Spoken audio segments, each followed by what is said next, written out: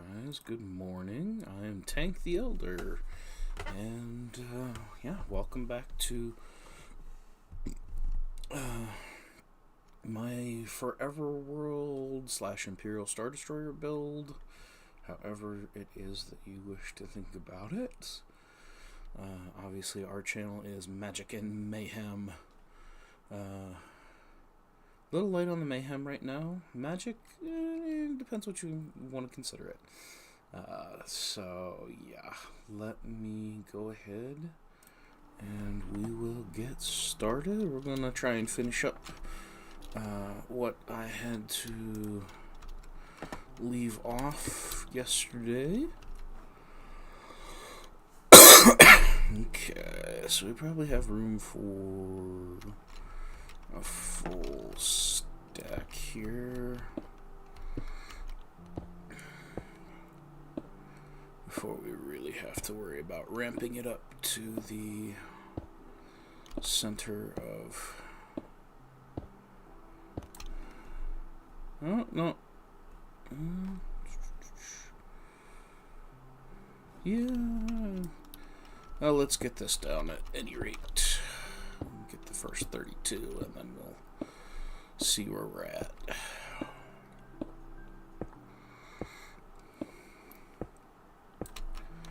Okay, so definitely come up one. I have a feeling this is going to be something like, let's do...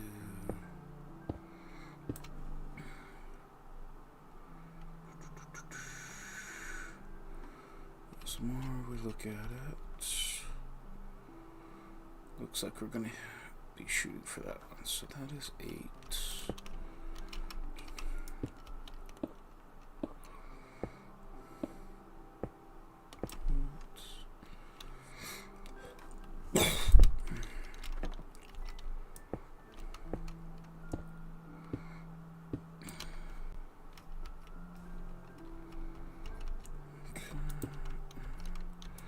So we're trying to make this as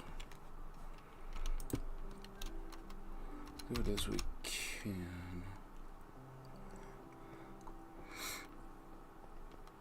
So now obviously there are certain parts of this that we're kind of gonna have to fudge it just like I did, but we're gonna try. So let's do that.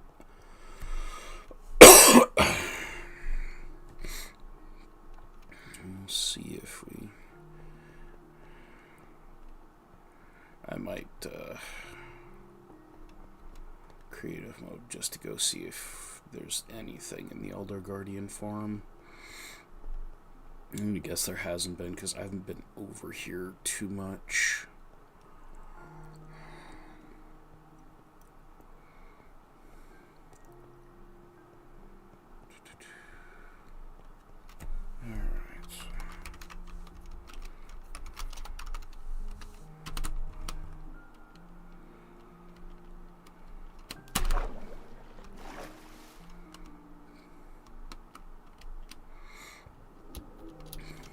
I have something.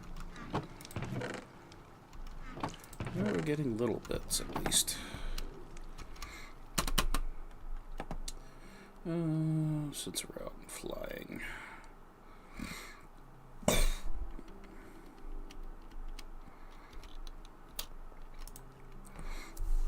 We'll go ahead and do this to give ourselves more day.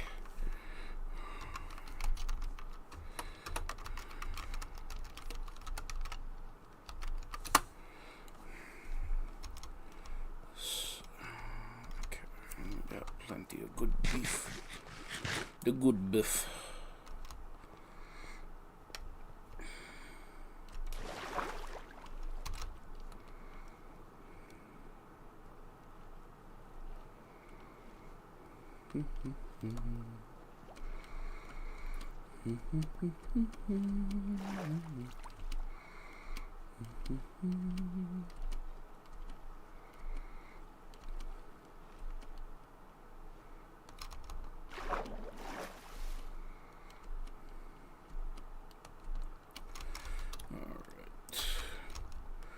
Let's start dropping the stacks.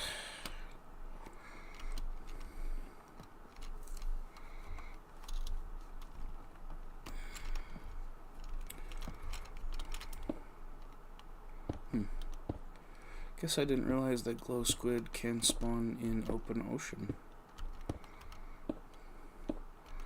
There's a lot of things that I've been running into here that I realize how much I have not been paying attention to what all has come out in Minecraft in the last couple of years, because I've been busy raising a child with my wife, and both the child and my wife take time and effort and energy,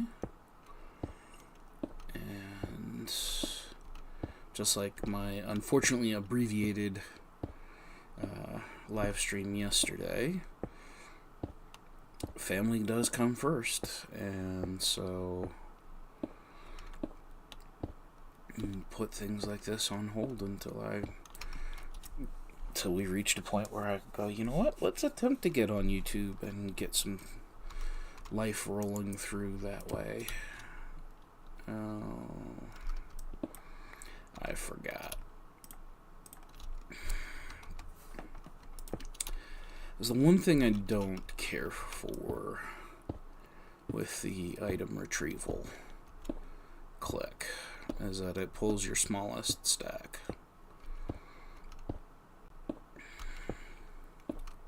Most of the time, and then other times it'll get entirely confused. Because at one point I had counted off very carefully what it was that I needed to do, and it just grabbed random stacks, basically. So, kind of one of those, I don't know what you're doing, but you're not doing it well.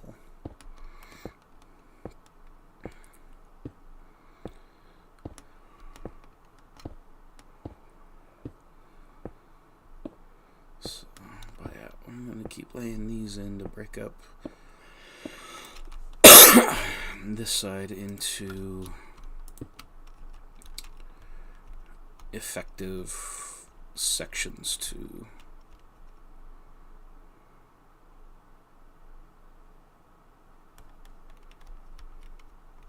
Yeah, okay.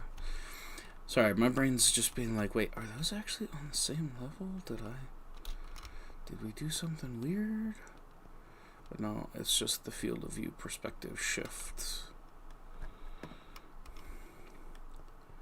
Okay, I'm just going crazy, that's all. That's all. We just have a crazy tank right here. Yay! I'm insane. Alrighty. So this will be good times. Good times. Now the fun one that I have found in building this way is, instead of having to sit here and count so much, I can sit here and just make sure I'm watching the count on the stack go down and go, aha! This is what I want. So, which just makes it easier when you're streaming to work in something like that, rather than sitting there trying to go, okay, so I need to talk and create very good content for you guys, but I also need to count to 7 200 times. And because, you know, counting to 7 200 times doesn't make for particularly riveting live streaming, you know. For some reason, it's a mystery. It's just a mystery.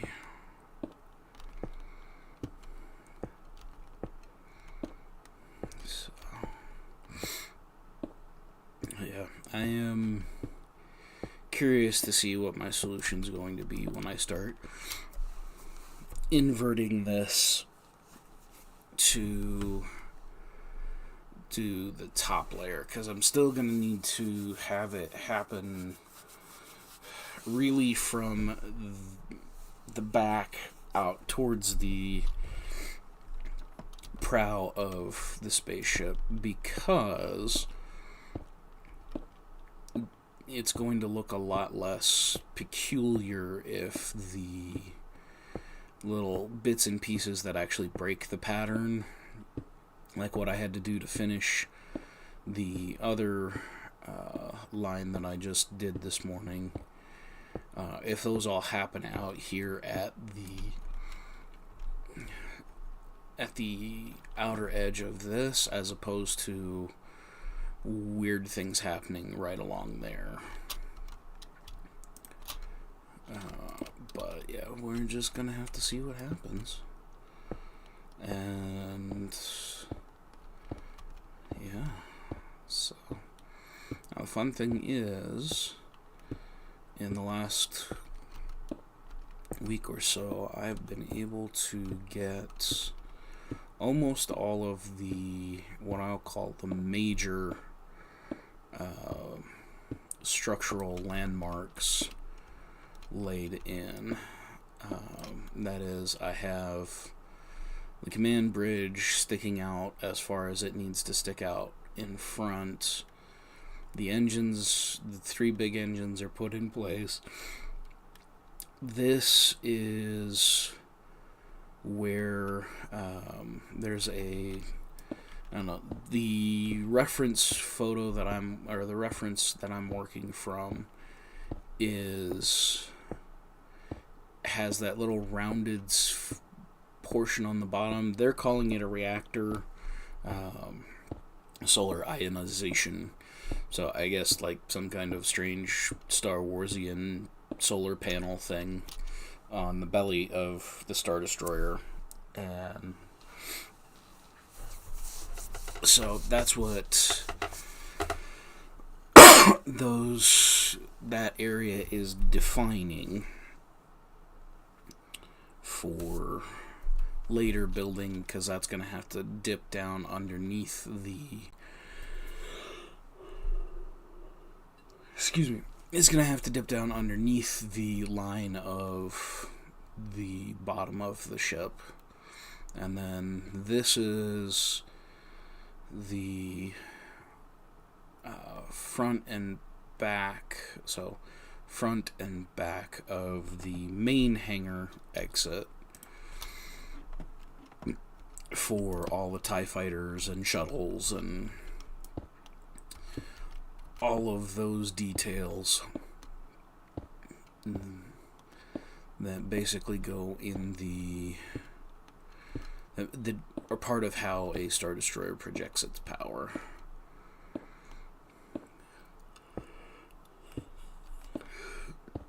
So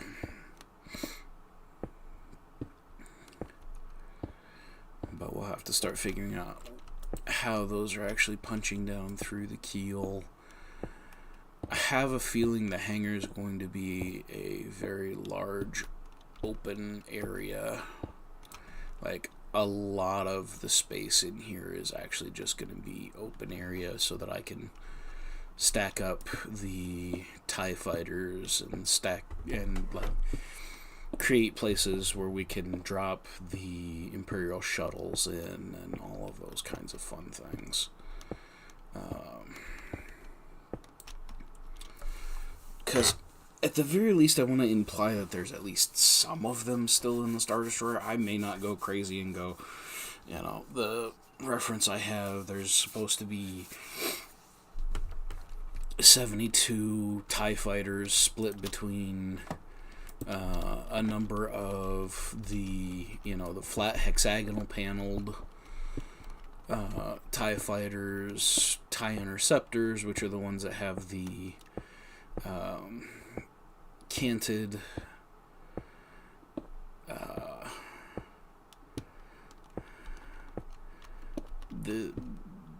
the hexagons basically kind of squish down and cut apart and all of that. And let's not get alright, well, we're gonna do that and that to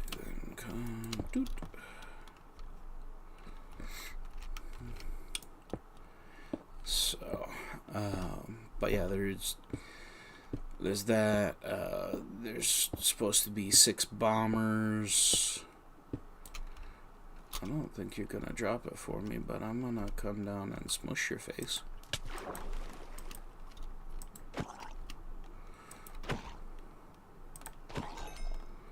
You did drop it. Alright, and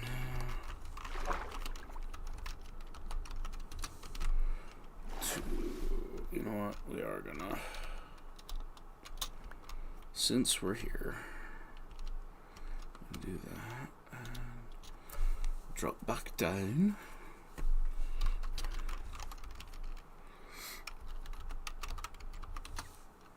Okay. So 1, 2.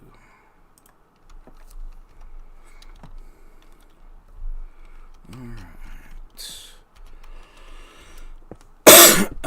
But yeah, I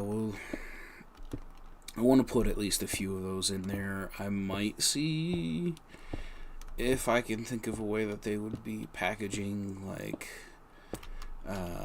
the AT-ATs or possibly the AT-STs. Like what they would be doing to store them in the hangar as nice as possible. Okay.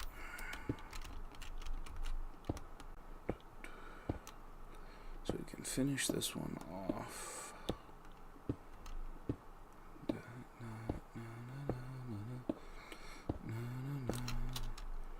Okay.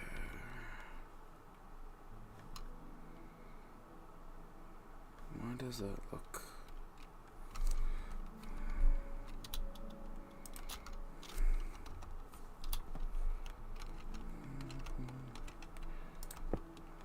At the very least. Okay.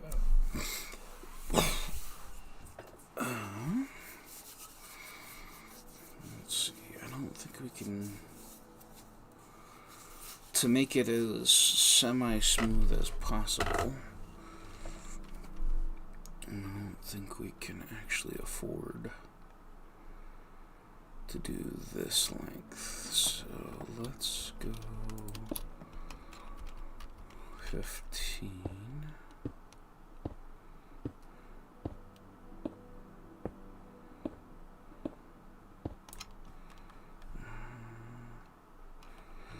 No.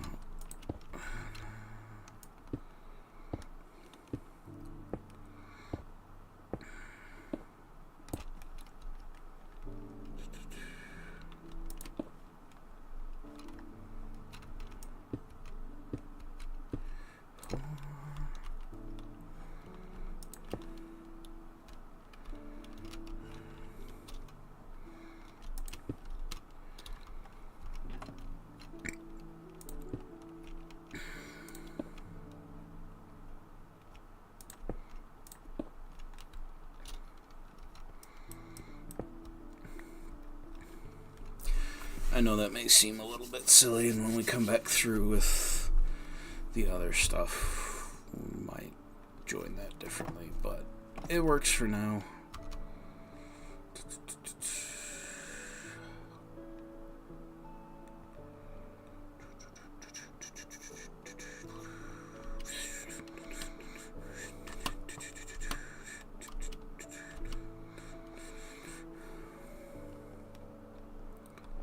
I do appreciate that the skeletons cannot run fast enough to keep up with you. Really, most of the mobs can't. So, I think one of the things I will eventually do is go into the ocean monument and just tear the whole thing out. So that it has a chance to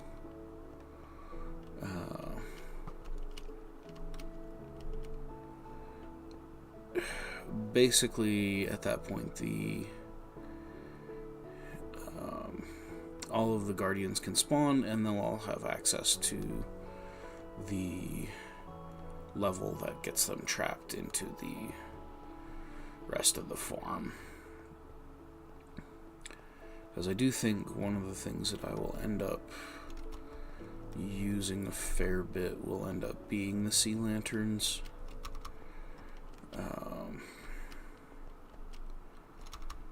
For lighting, they give a good amount of light and do so relatively cheaply if you have a guardian farm. So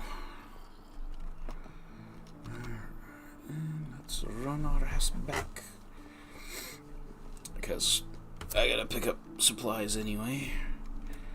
Nom nom nom. Steak. So, suppose here, and when we get to morning, I guess I'll go see how the iron farm is going.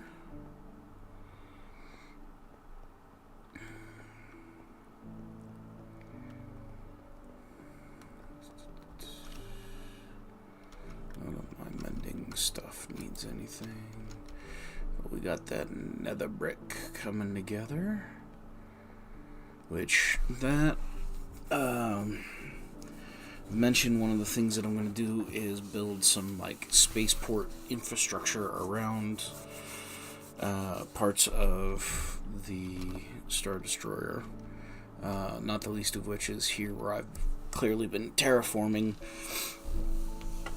We're going to try and put some heat shields so that, you know, if they do any engine testing or anything like that, the engines are not going to destroy, you know, any buildings or anything that would have been behind it. Or at least they shouldn't. We'll see if I decide that the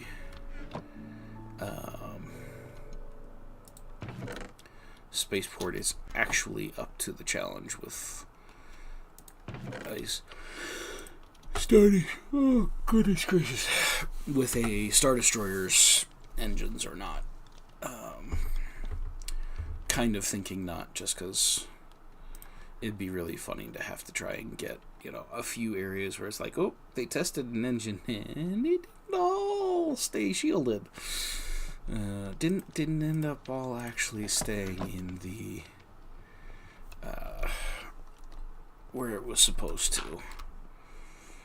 And now the Empire might have to pay off a couple of building inspectors to make sure that they don't get sued by anybody. I mean, again, it's the Empire, so it's not like they're really going to be too worried about having displaced anyone. So, okay.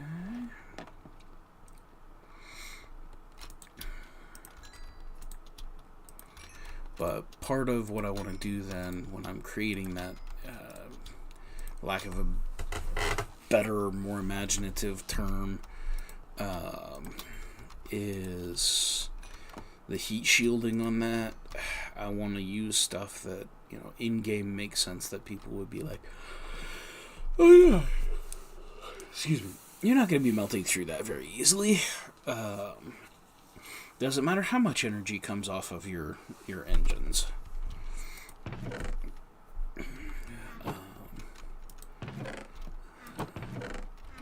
Especially when we've gotten to the trouble of putting a whole bunch of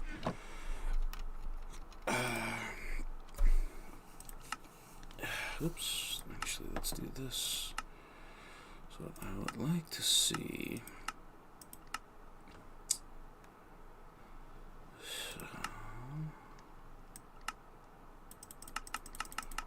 okay, let's just clear that out.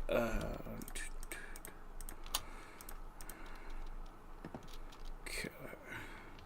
I think unless I decide I wanted to make red nether brick,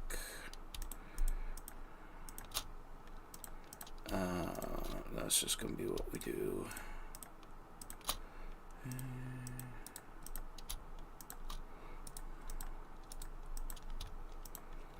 So, oops. I remember where I put it. There we go. Yay, guys. We did it. We did it. But yeah, so I want to build some of the structure out of that. The other thing we'll do is we'll have lots of black stone on there to show places where other engines have really heated up. And I might, for some of it, I might throw some magma blocks in to show that maybe we got here just after they tested one of the engines, and you know, all of the energy that came off of that is just producing just the most terrible heat on this thing.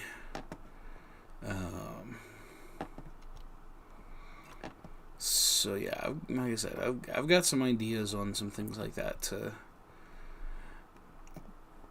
add. Wait, that is the top layer. I sometimes forget how much I have changed these things around already.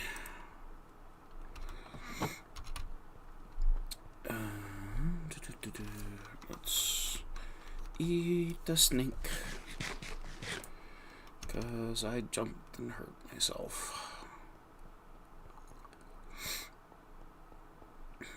So, and part of the reason I haven't destroyed that section yet, even though I have realized that actually is probably coming out, is that I have 4 more engines that I need to get into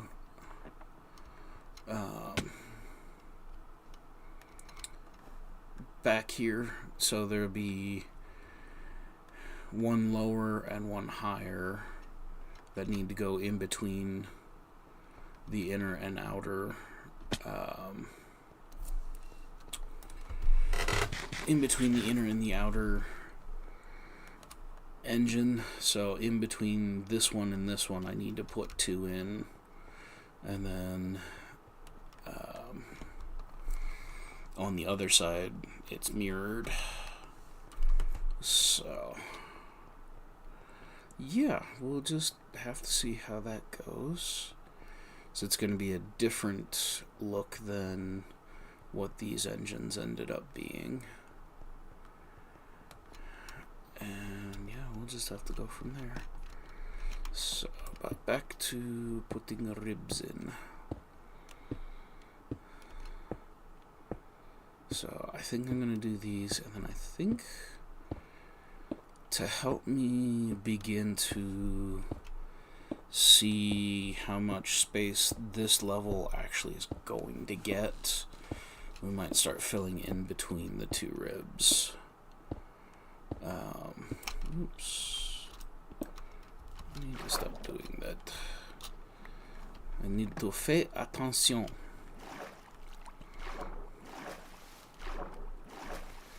Okay.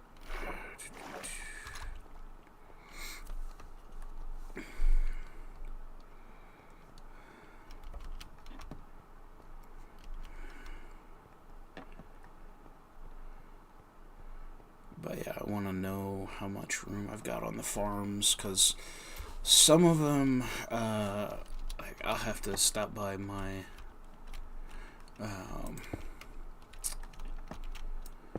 my wheat farm, and you can see the pattern that I have. I really like that for the vegetable crops. I don't use much by way of the vegetable crops, so I don't think I'm going to spend a whole lot of space on them, but I really like the look of what I did. And so we might find ourselves doing that to eventually take up all of the I guess what you could call the row crops. So the wheat, the potatoes, carrots, I guess beetroots would be in there, though I don't have any beetroot seed right now. And we just fell into the ocean because I forgot to pay attention.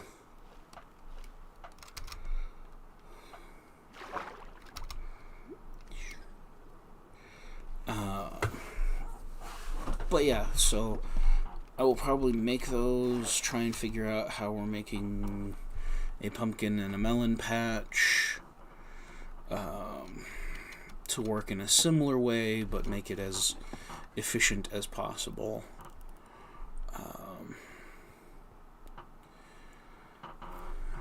But yeah, just all those kinds of things. But I want to see here, because the other thing, like I said, I want to expand the iron farm, because it's getting me iron, but it is not nearly as efficient as it could be based on the what I copied it from, which is if you go if you go looking in YouTube, Brian MC has one where the top is gonna look like that, but then where I have all those librarians, he's actually built basically a room like that on each corner of the iron farm. So you basically have 4 different rooms of 6 villagers to create the need for the iron golems, which obviously then spawn in the trap and become your iron. So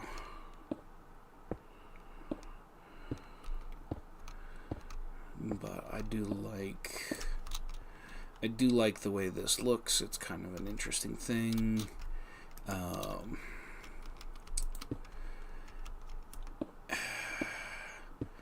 I'm trying to decide if maybe we go back and redo the villager part,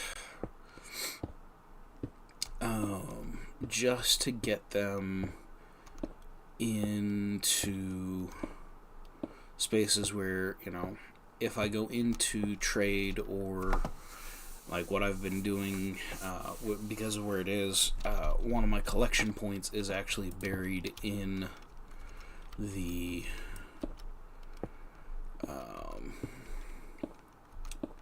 it's basically there right underneath where they're at, so I have to risk opening my the fence gates to get in to check that, even if I'm not trying to collect iron, or not trying to trade with them. And I've already had several of them slip out of the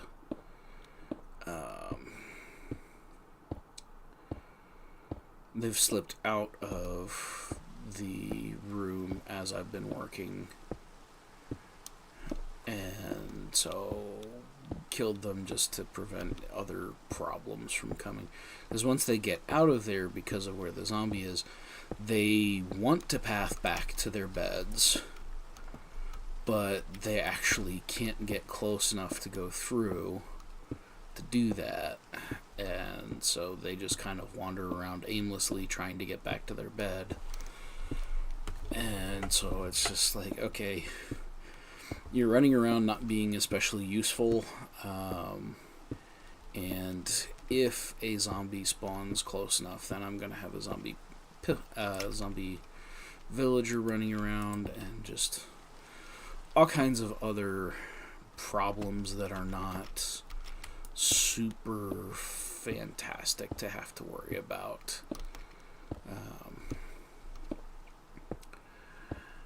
So I might consider redesigning that room so that not only do I not have to worry about it, but they're pretty restricted in what they can or can't do in the room, so that I can trade for them and, figure out, Okay, who's got my good trades? Like, who's got a nice cheap trade for glass? Who's got, a mending book to trade for? All those kinds of fun things. And they'll be some of my first, like, actual traders. And then we'll go through the time and effort to build a village spawner. Partly because one of the things that I want to do, not only do I want to have access to the villagers to be trading with, but I also want to be able to go like, oh hey, I actually need this semi-odd or difficult to come by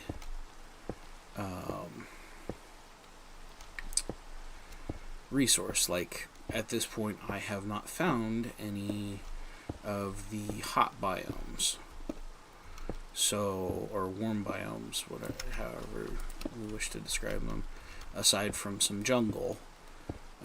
So I don't have like a good source for terracotta, short of using the dripstone and water bottle technique to turn mud into clay and clay into clay blocks to come back and okay. So now I do need to see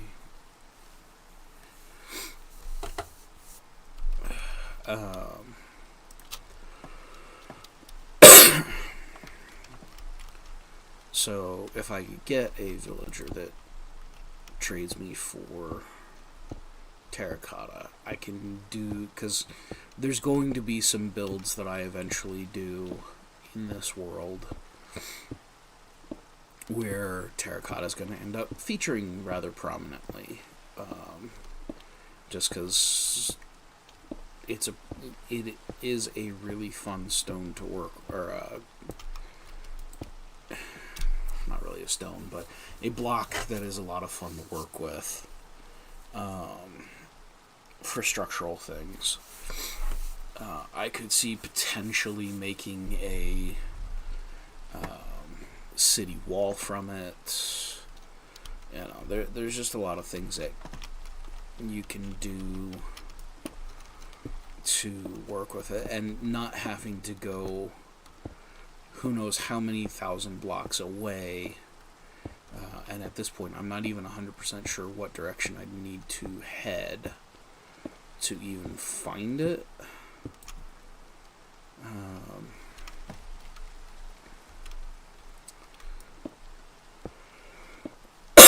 So having the villager and being able to sit there and work up to having the trades to do that, I think is going to end up being a very, very good way to get some of those resources that would otherwise take me quite some time to accumulate. Alright, I think what we're going to do, we're going to shift from 32s to 16s, I think. So, 248. And double check that that looks like it's right. Pop up here. 32.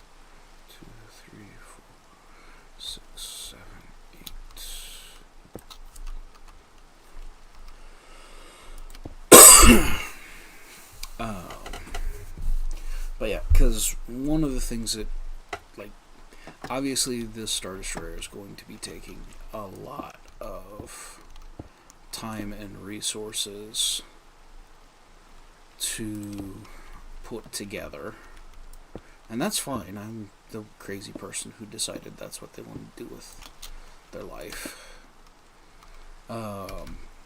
But if I can find ways to, like, once I find either I'm getting burnt out doing all of this Star Wars building in gray,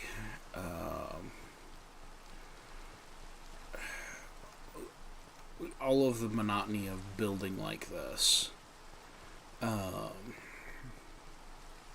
we will go blocks away. I don't know how many I'm going to say that I would consider to be a good amount of space between it, but, you know, I want to build a dwarven city. I'm not sure if I want to do it above or underground or a mixture thereof.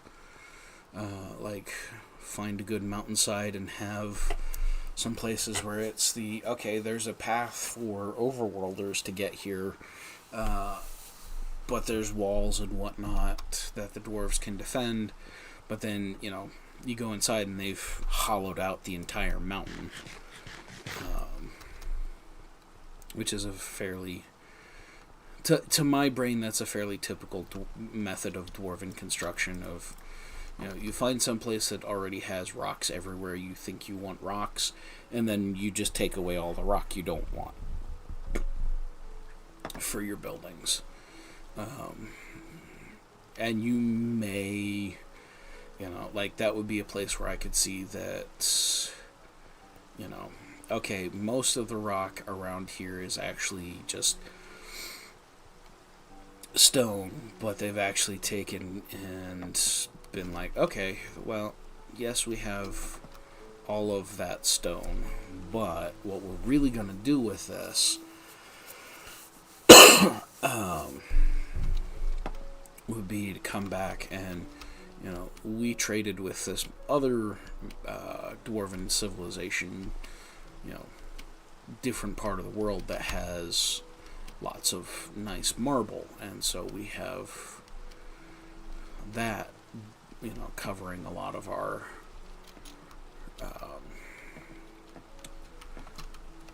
buildings and whatnot here in the city. Just as some fun ways to play around with, let's make this all look really, really cool. But yeah, I've kind of decided, like, for all that I'm dropping something that really is hey, this is like a high-tech piece of technology. I don't know if I should get into my rant that Star Wars is actually fantasy, it's not sci-fi. And just trust me that as a fan of both the fantasy genre and a fan of Star Wars, I don't say that lightly, but if you look at the difference between the two, you start to realize that, yes, it is Star Wars, and the way that the world within it works is set up as a fantasy, not really a sci-fi, because even the books that do delve more into the science side of things ultimately have to go, at the end of the day, there's these space wizards who, like, for all that books like iJedi go through and attempt to demystify the use of the Force, the fact of the matter is there's nothing quantifiable about how a Jedi uses the Force. And if you worked strictly from information in the prequels, you would be utterly confused about how, like, it basically sounds like the Force is generated by microbacteria. There are microbes that live on certain people, and it is because of them that they can manipulate the world the way that they do. To which my smart aleck brain goes, okay, so Jedi must really stink because they don't shower at that point. Or when they do shower, they lose some of their force powers because, what are the odds that soap doesn't kill these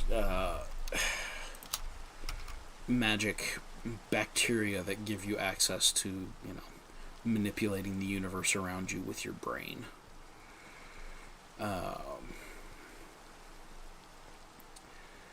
And just the way in which the Star Wars story gets told, it is very definitely told in a... let's just pop that out. Not especially important to have it there at the moment.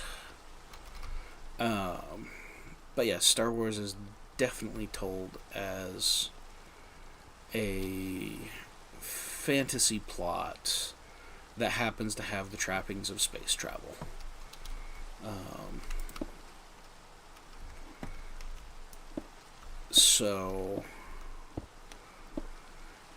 And like I said, I quite enjoy Star Wars, but it's why I'm sitting here going, I can build fantasy stuff in this world, and it's fine, because ultimately Star Wars is fantasy. Is also fantasy. Now, that doesn't mean I don't want what I build to make sense. Like, I want it to have internal logic.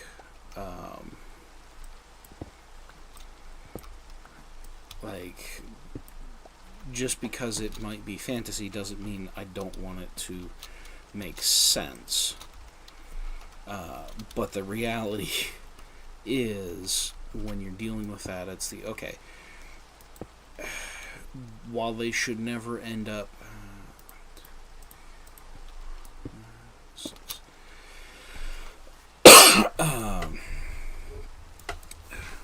they should never necessarily end up right beside each other. The reality is, the buildings that you would stick in a fantasy world would look entirely realistic for a Star Wars build.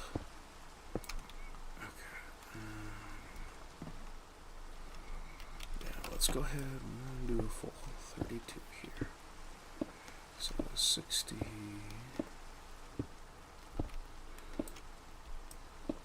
So 1, 2, 3, and 4. Alright. And we're gonna hop up one. Okay. So, but yeah, as I get to the point where I'm like, either I am so totally sick and tired of building in gray, because it's a Star Destroyer. That is, like, there might be some places where I want to build with, like, the lightest gray, like I did on the face of the neck of it right there. I'm still not going to be sitting here going, ooh, let's make it, let's all of a sudden get a whole bunch of cyan dye and, work with that. Although cyan terracotta probably would be a texture I could consider if I wanted a darker gray to also be part of what's going on here.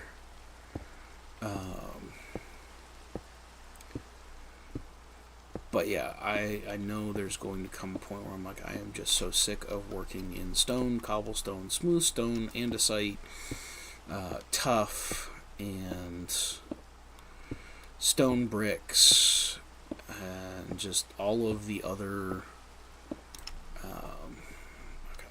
just making sure that I'm not going to run into too much here. But yeah, all of the different gray tone stone-based blocks, I'm gonna be like, I want to build something that is completely different. And like I said, this, for all that I don't get too worked up about the verbiage of, ooh, hey, this is my forever world. The idea here is I am going to keep building in this world for a really long time, because Minecraft worlds are functionally infinite, in terms of being able to expand, to pull in new generation areas, all of that kind of thing. Like, I'm just going to go ahead and keep going, and we'll probably end up with like a nether hub that, you know, I can go out 1,000 blocks in the nether and, hey, here's a whatever I found there. You know, trying to fight off the misery of going, I betcha if I did that, what I'm gonna find there is, you know, more forest. Though there certainly is nothing to say that that wouldn't be what happened. But, you know, making those kinds of discoveries of, hey, let's travel out a couple thousand blocks and see what we come up with. Okay, and we're just gonna do that here. So, but yeah, I'm looking forward to it, and like I said, I'm already trying to plan. You know, like I said, I think eventually I will have villager trading here. Put things together so that I know that I have access to all of the blocks, even though, like, at this point I have only seen this kind of sea, the ocean monuments, or like deep sea, and that's it. Like those are the options I have. Oh crap. 1, 2, 3, 4, 5.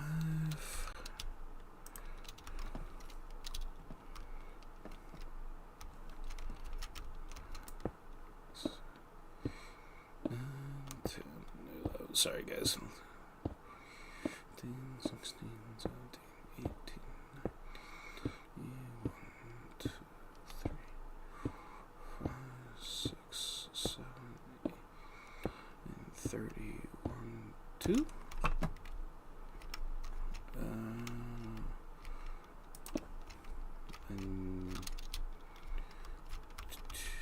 Okay. I'm going to move that off the stack there. I forgot I had placed things funky on the last one. But yeah, we'll sit there and find some areas and, you know, just make some really cool stuff. The fact that I do have the Star Destroyer in this world means that I think anything goes. If I want to make dirigibles, if I want to play around with some steampunk stuff, you know, there's a lot of ways that I can take this, and it doesn't all have to be highly intricately related. It's all part of my world, and so the things that are here are the things that I enjoy, and that's just how it goes. So, but I'm definitely looking forward to having a chance to. Oh, that's fun. I'm so glad you can't path over here, buddy. You are one of the few things that I don't want to see, and you're one of the big reasons why I'm going to work on mob proofing the entirety of this thing, because I don't want to come around the corner and there you are, or your buddies. Because even though I'm building with a low blast or a high blast proofing material, it's not perfect. And for as badass as having a obsidian Star Destroyer would be, it just wouldn't work. Yeah, no. Are you following me, mister? Do I need to make you go boom? Yeah, I see you pretending you're not looking at me. Should I shoot your feetsies? Go away. Okay,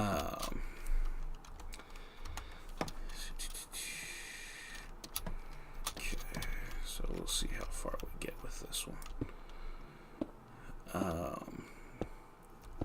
But yeah, there will be things that we'll do, and like I said, I want to get to the point where, hey, I've got all the villagers who can give me access to all the blocks, so that I really can go through and decide what I want to do. Now I don't know, because I'm not well versed in what villagers can trade. Though, if I understand correctly, at this point they have been granted access to basically all of... There is a villager who can trade for just about any item in the game. You just have to know which one and unlock their stacks far enough to be able to get access to that. Which again, that just means that there's something more that I get to learn about this game. And if there's one thing I have learned about this game, is I like having more to learn when things are changed.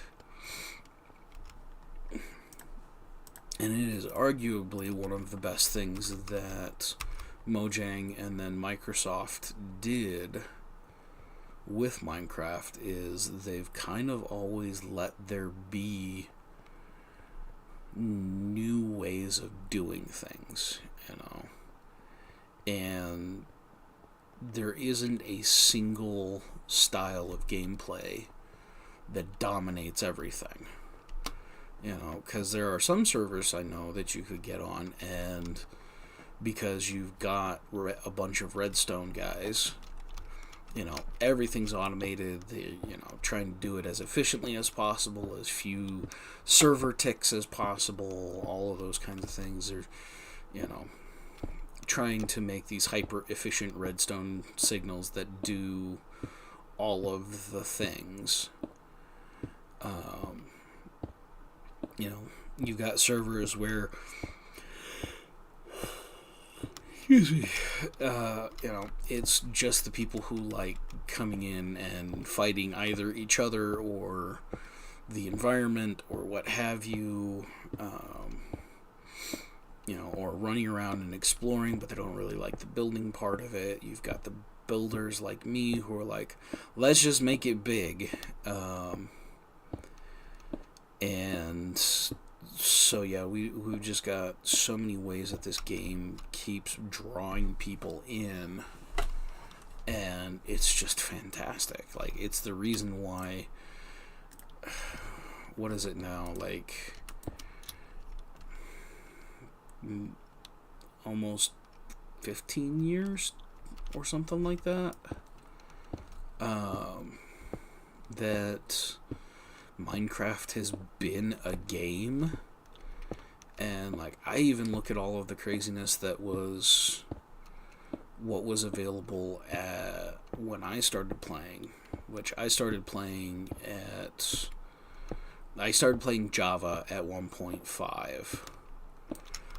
which is kind of just before they really split apart the console and mobile games into what they have become, and the foundation for Bedrock. Like, I started playing before Bedrock was an option.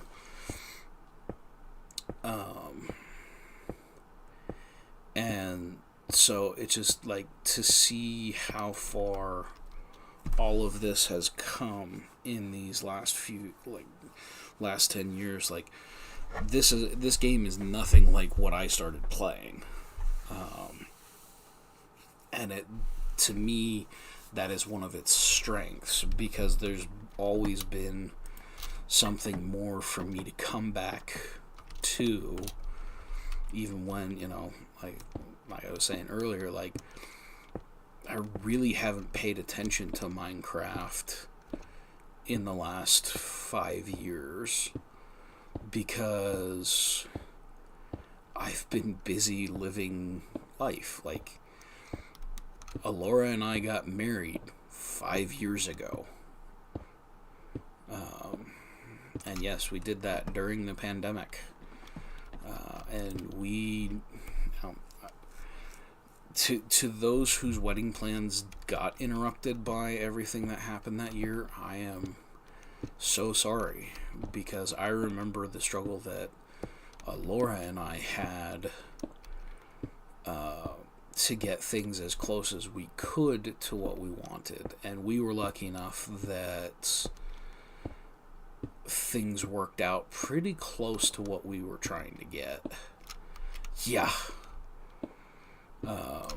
Like, we have friends of ours who got married in July of 2020, and like, their wedding was kind of nothing like what they were planning before COVID hit. And like, we're super happy that they got the chance to have their wedding, but I know that, what they had versus what they were planning, two very different worlds, where Alora and I were lucky enough that we got most of what we wanted for our wedding. Yeah, no, that definitely was one of the big ones. Is our venue was already something that was conducive to staying socially distanced and all that, because it was primarily outside and all of that. But again, it's even with that, there were others who, based on the timing of the year and things like that, like, they weren't able to have the weddings that they wanted to have, and we more or less got what we wanted.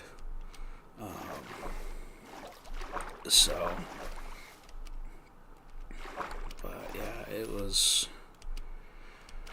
But that's one of the reasons why I haven't spent tons of time staying up on all of the Minecraft things, because I'm out here living my life. And so, they've been through a number of version changes that I don't think I even, like, I knew they existed because I came back at a certain point and they're like, okay, we're at a whole different number things. And I'm like, oh, okay, well, given how much they change what's happening in this game, that makes total sense to me, that they're not playing, they've added to the game so that it is not the way that it was before. And now we're playing it in different ways.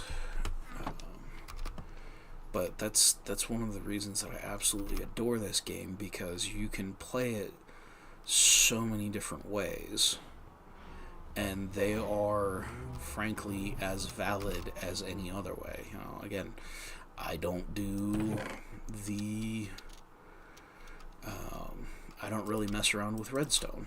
It's just not something that has interested me. I'm not a computer programmer, and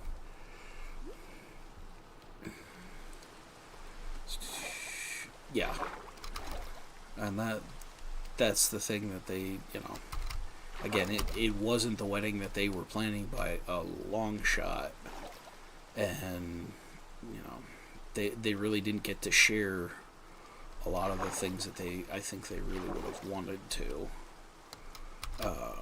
if they hadn't had the restrictions they did. But we are glad that they got married. We're glad that they could start their life that way together and everything. So, in that sense, it was still a great thing. But yeah, it was such a weird time for everybody.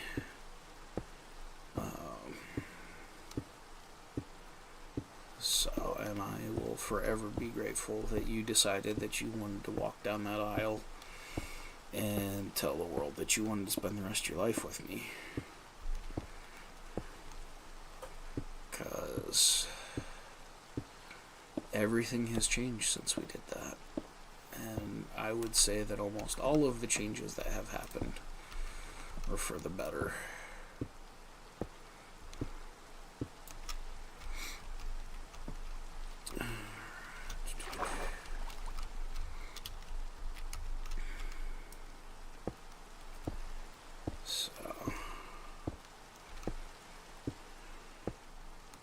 But yeah, that was a wedding that we were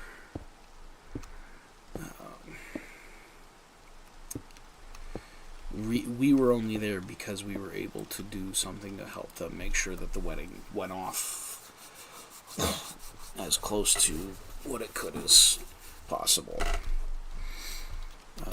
But yeah, that was looking back, it's still just such a crazy time for everybody, and honestly, it's one of the things that I am super blessed that I got to experience that the way that I did. Because at the time, Alora and I had jobs where we were working for defense contractors, and so, like, as talk of quarantines even started, our company had already gone, guys, that's not going to affect us. You're going to be in here working. Which on the one hand, absolute blessing to not have an interruption to our jobs because of the pandemic, the way so many people did experience.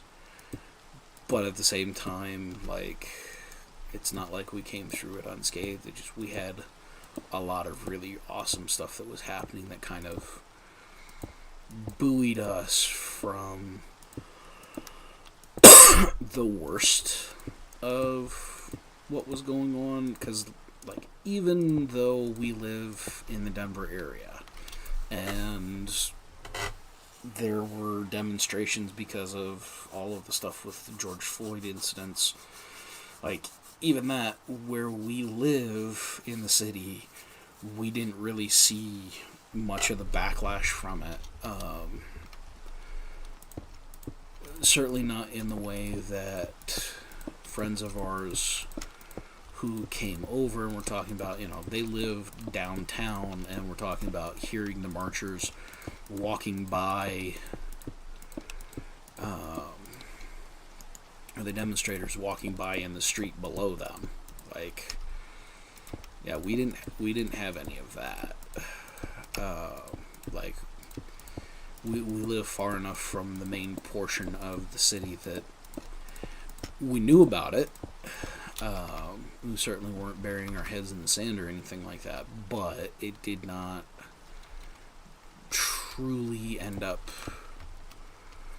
having the kind of impact it could have had we lived a little differently than what we did at the time.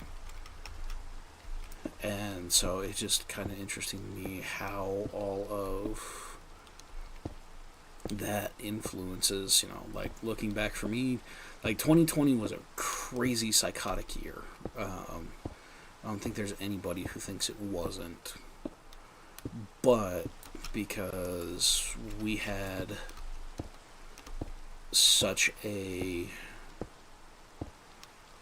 major event and relatively undisturbed for that major event in our lives,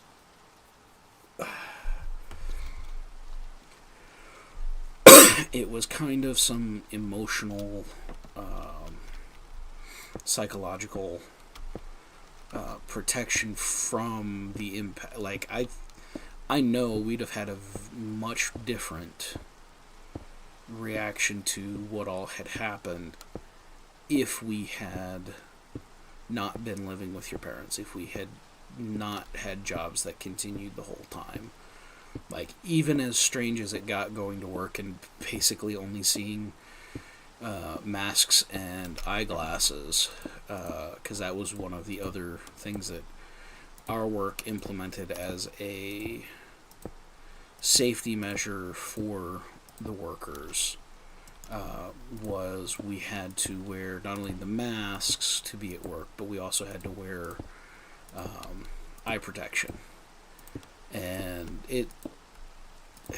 I did my best to always have the cleanest, most unscratched pair of safety glasses I could find, and it still screwed with my vision.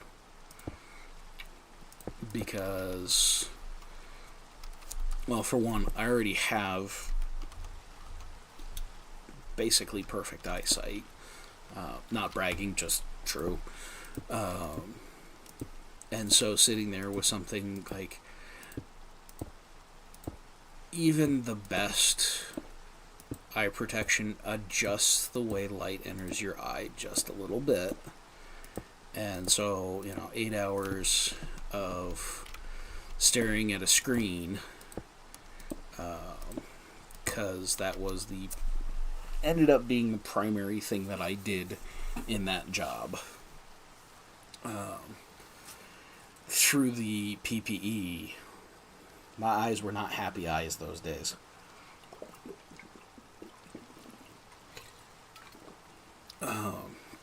But, we got through it. We realized, like, not to dredge up old wounds, but, like, the argument about masks depend entirely upon what assertion about them you're making.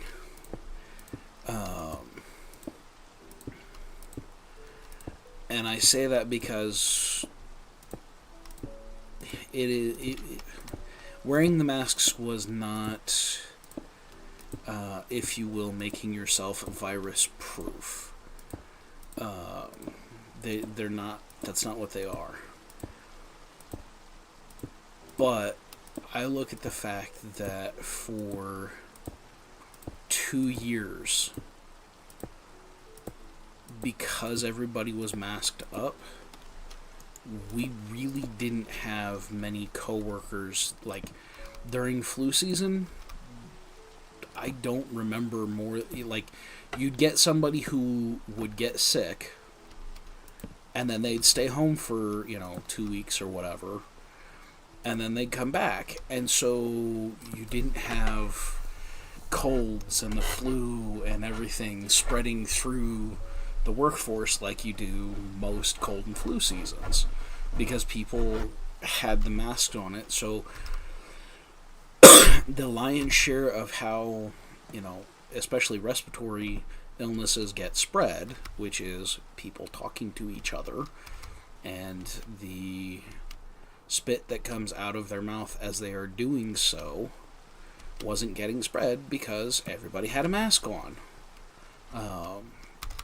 Now, the other thing that I will say definitely also helped in that situation is people were a lot more willing to go, hey, you know what, I'm sick today, I am not coming in.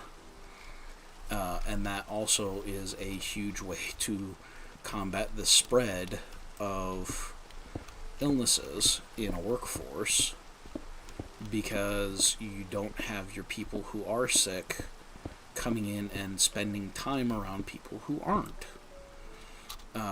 So again, it's okay. What do you want to give credit for there being the drop in illnesses?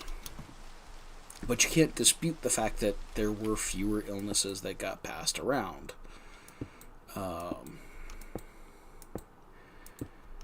So, yeah, it's okay. So, what do you want to blame that on? Attribute that to, what have you? And like I said, the masks were not proof against catching COVID, but they did prevent a lot of diseases being communicated beyond the person who initially had it, because that's just how it, that's the whole reason doctors and dentists wear those kinds of masks in the first place. That way they can be around sick people, and most times they're not going to catch whatever illnesses they're treating. Or in the case of a dentist, maybe they're not actually treating an illness, but let's face it, if they don't have to breathe your breath in, even if you don't present as particularly ill when they're examining you, you still get they still get the benefit of they're not breathing in the things that have made you, that could make them sick, when they're seeing 20, 30 people a day, depending on, how their practice is put together. And so, yeah, there's all kinds of things that you sit there and go okay, what do you, if you're of the opinion that masks didn't work, what exactly do you mean that they don't work? Because I think most folks who would say that, if you actually get into what they're asserting, I would go, no, they work, they just weren't, it's not the same as being sealed into a hazmat suit. So in that sense, no, they were not proof against catching COVID because you had a hazmat suit on. But they were proof against normal spread of colds and flus, because they stopped most of the saliva that would be carrying those germs right in front of your face.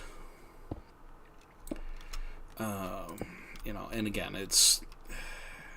I hate dredging up fights like this because it's over and done, and people still believe that they are right for the reasons that they want to be right.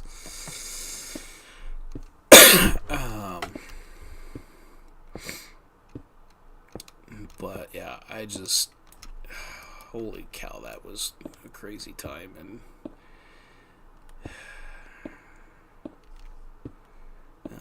like I said, at the end of the day, the biggest thing that I'm happy about is that Alora and I got a chance to get married and start our lives together.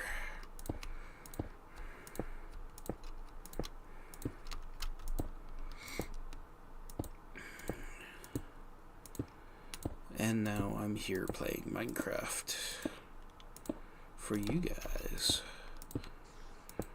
and building Star Wars stuff, because I am that little boy still, and I'm okay with that. And then we'll reach a point where I'm building other things, because other things are also cool.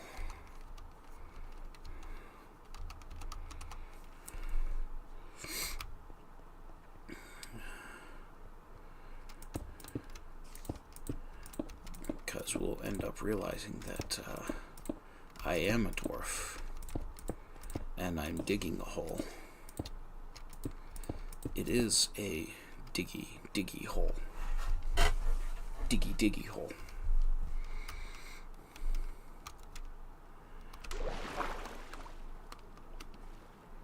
Well, there's one more. Yeah, let's just fly up real quick.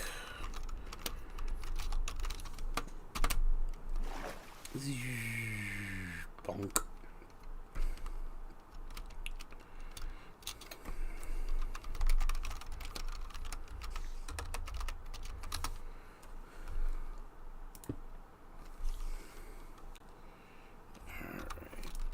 Come here, yo.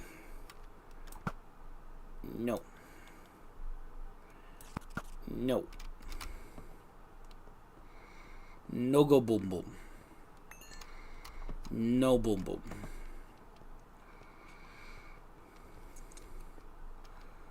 Alright, so now we're gonna come. Yeah, grab you.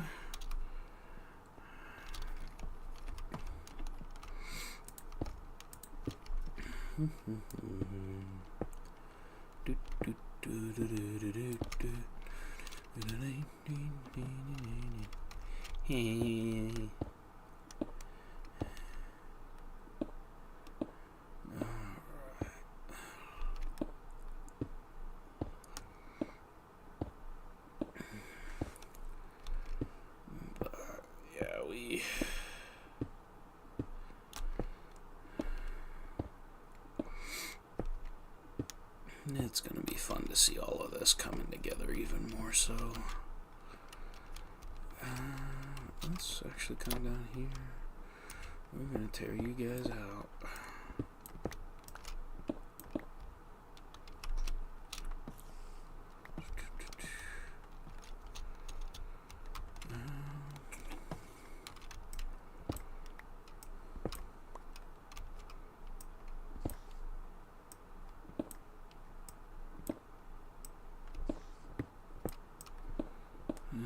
We're just gonna do it.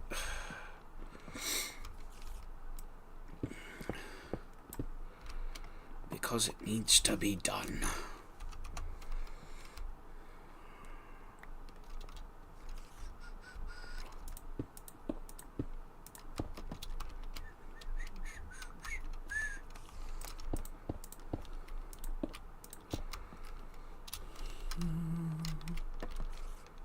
Do this. Actually, let's go grab all these. Yay!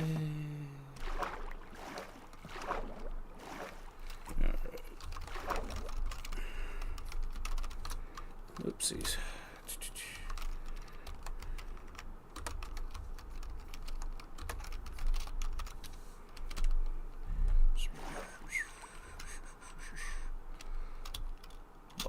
And back to peasant mode. Granted, I'm here in full diamond, so I don't know if peasant mode still technically applies. Maybe duke mode. Because I know I don't have netherite tools at this point. So, but yeah, it's good times.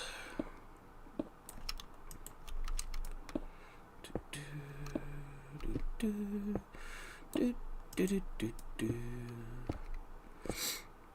yeah, I won't have to make fun design choices like what kind of dwarves are actually in the dwarven city when I come to make that.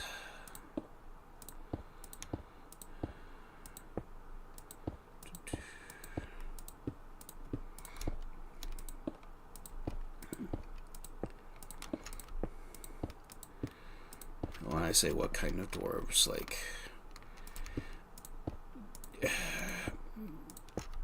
Middle Earth definitely created an iconic look for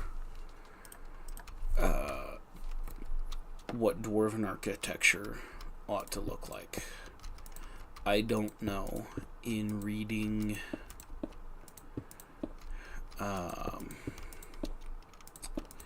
other fantasy, that I end up in the same place design-wise that you do with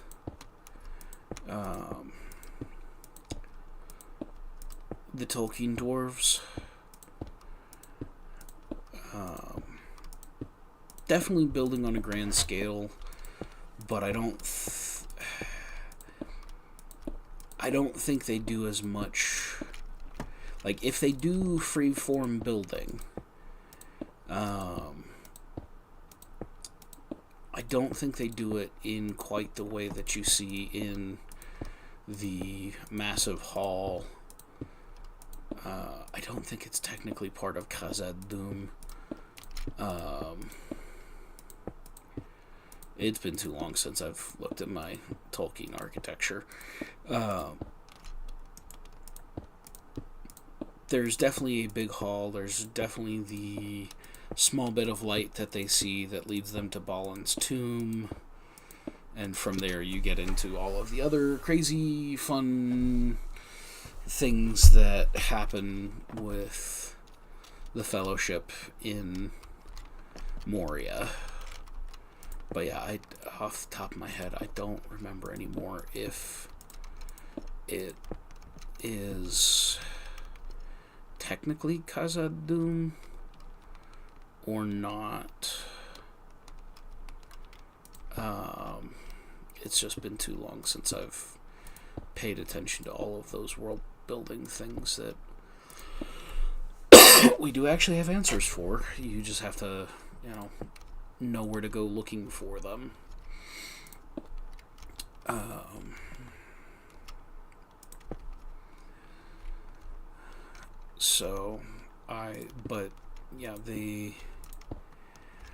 The open, airy space, I think, in the interest of having someplace that looks just fantastic for a film shoot,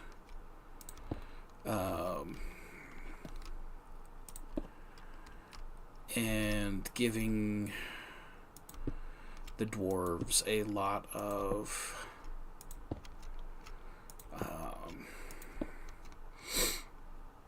I'm trying to think how to say it,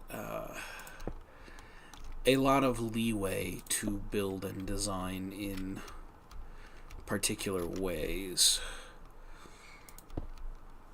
It's one of the places in the films that I go, I don't know how realistic that feels for the way the dwarves would have worked, but it's a freaking gorgeous set. Just so many columns seem to go off kind of infinitely, where I have a feeling if the dwarfs built in something like that, it's kind of like they would take a large open space like some of the caverns that I've found actually here beneath where I'm building, where it opens up, and then they work with what's there to build it in particular ways to emphasize the beauty of what's there. And I think that is going to be more how I inform how I build for the dwarves. Kind of taking some points from the discussion that Gimli and Legolas have after Gimli comes back from the Glittering Caves.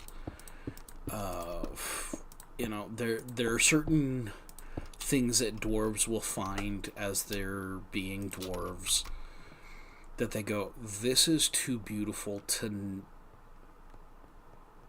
actually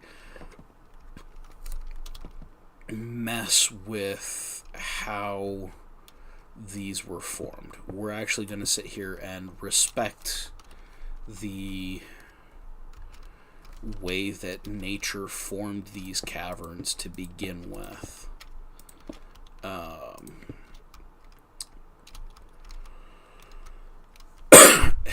And because of that, we take a year making a single cut because it has to be just so. to honor what the earth has already created. And I think that's going to be a little bit more the design choices I end up making for the dwarves as I'm building my city, where it's going to be the notion of, okay, this is what's already here, quote unquote, naturally. This is how the world generated. And the dwarves are going to go, we're going to live here, but we're going to try and live here in a way that does not destroy the beauty of what we've found. Even as we do turn the mountain to what we've discovered here into some place that we can work with and do dwarvy things like metalsmithing and what have you.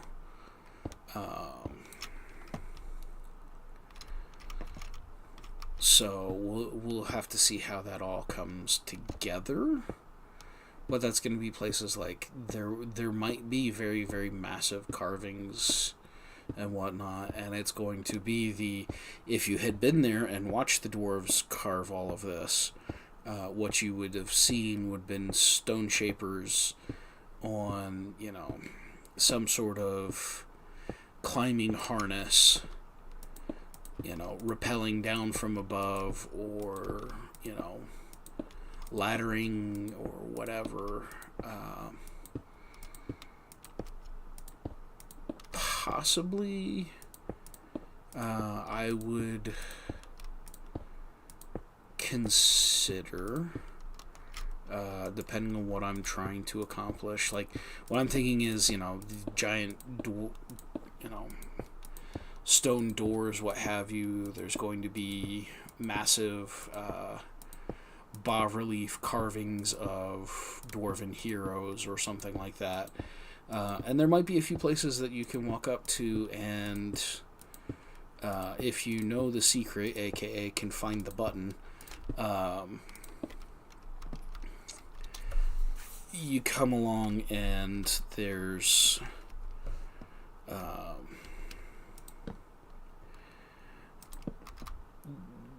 I might actually work out a piston door that will slide part of the mountain aside, that you can go in, where it would be this might actually have been how they accessed this part of the cliff to carve it into this cool shape, or into this relief pattern. But,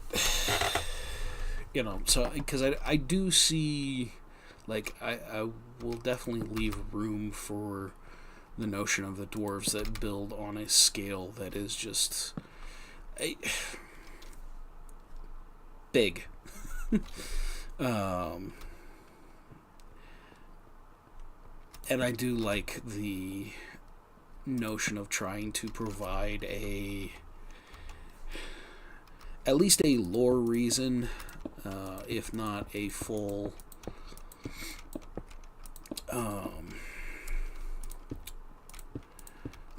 legitimate, hey, this is how Minecraft, there will be some things that happen because that's how Minecraft does it.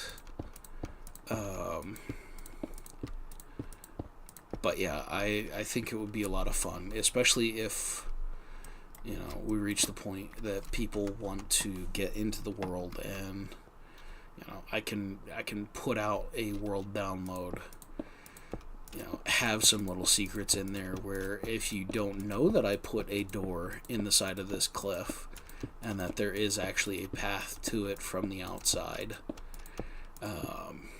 but if you can, find the right area to do it, you can push a button, and now all of a sudden, part of the relief slides away, and there's actually a door there. And then you go inside, and it closes itself back up, and it looks like we would expect from a dwarven from a secret dwarven door.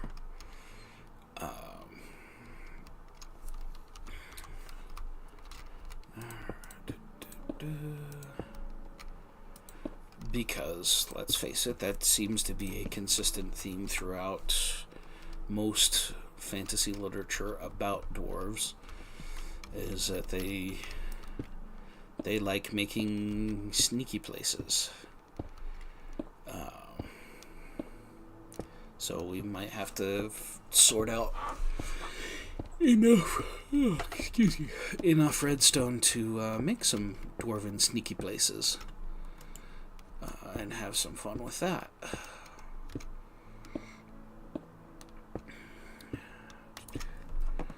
And yeah, we're gonna keep doing it because this just runs in here, so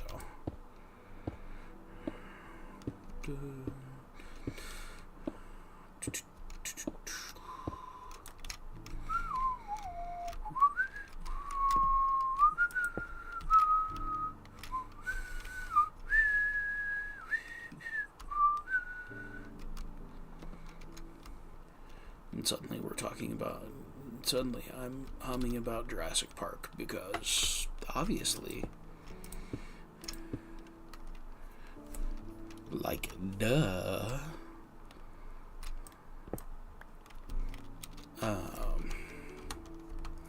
But yeah, so there will be some fun things like that. I think that when I get to the point that I start expanding this world beyond just the Star Destroyer.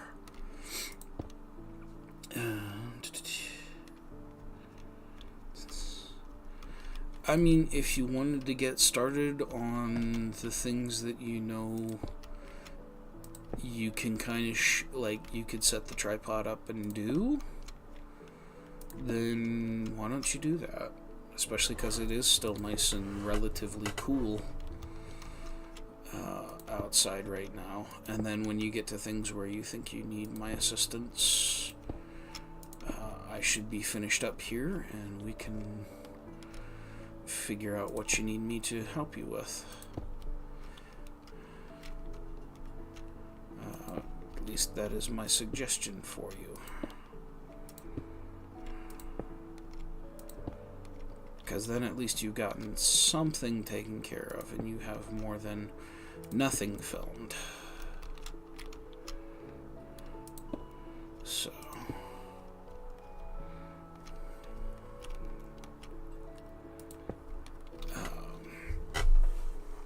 yes, that is Alora asking me about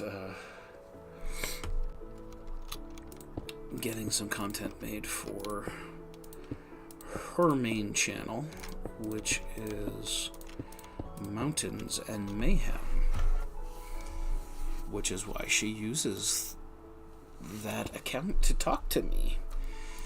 But yes, one of the things we intend to start putting up there is oh no, I'm all out of building materials. I must run back and get more materials. But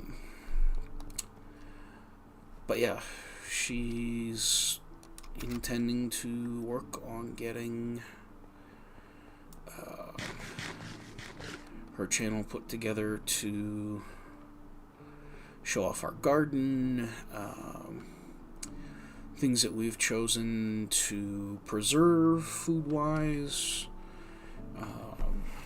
all kinds of fun lifestyle type stuff. And when she can get herself settled into it, she will also be sharing things like quilting, which she is phenomenal at. But yeah, so she right now already has up some videos in a series that she's calling Minutes of Peace, right? But basically some video that she's been able to take when she's been out in nice relaxing places to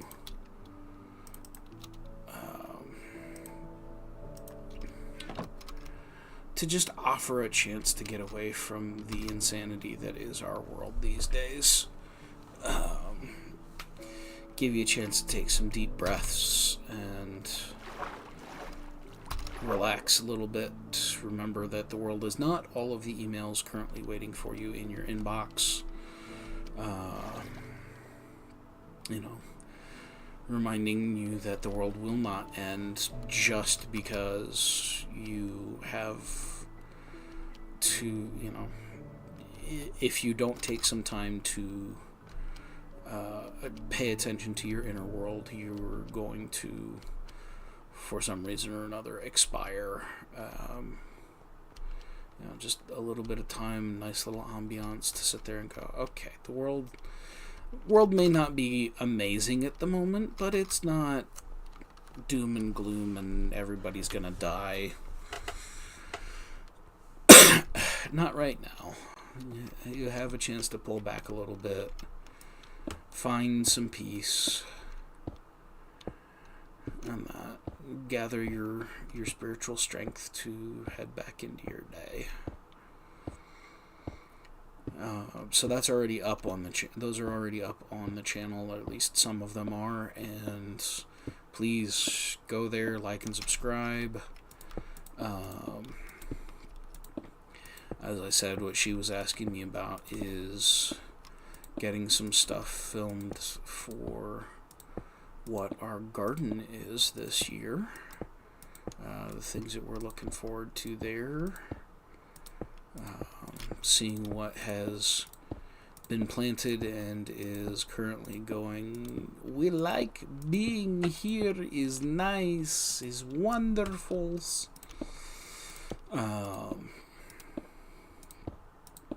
Just because we do, like, we've already got some wonderful things happening in the garden. We're not too many weeks away from harvesting our garlic, which I gotta tell you, if you love garlic and you have not had homegrown garlic, you need to find a way to dedicate at least part of your yard or a nice sized flower pot or something to growing your own garlic, because it is phenomenal. It is absolutely wonderful stuff. Now, if you don't like garlic, I don't know what's wrong with you. That seems like a moral failing to me. And yes, I am absolutely being facetious on that. But yeah, it's... I will say, for those of you who do like garlic, who might want to have it, it's a very, very low maintenance plant. Like, we planted the bulbs, I think it was November of last year, and aside from, I think maybe now that it is getting warm again, she might have watered a couple of times, just because, you know, summer gets hot and plants do need water.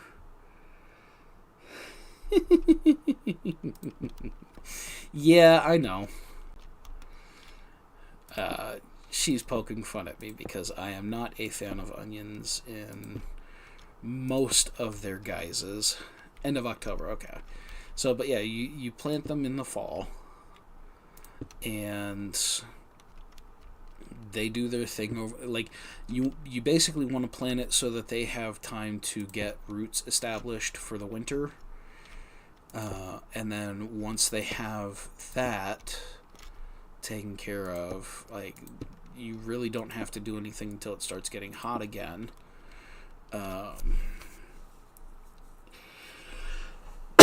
And just make sure that they've got enough water to keep growing. You'd have to watch somebody who is far more invested in gardening than I am. I'm invested in eating the stuff from the garden. My wife is the one who actually enjoys her gardening. But essentially, you get to a point where the leaves and whatnot start to die back, and you give them a little bit of time to make sure that they're basically as fully dead as possible, the plant part, because that means everything has transferred itself down into the garlic cloves, everything that you want for the tasty, yummy, create food withs. And then you just go around and pick them, and honestly, harvesting garlic doesn't take somebody who has big, strong muscles. Like, it's really and they're ready to go.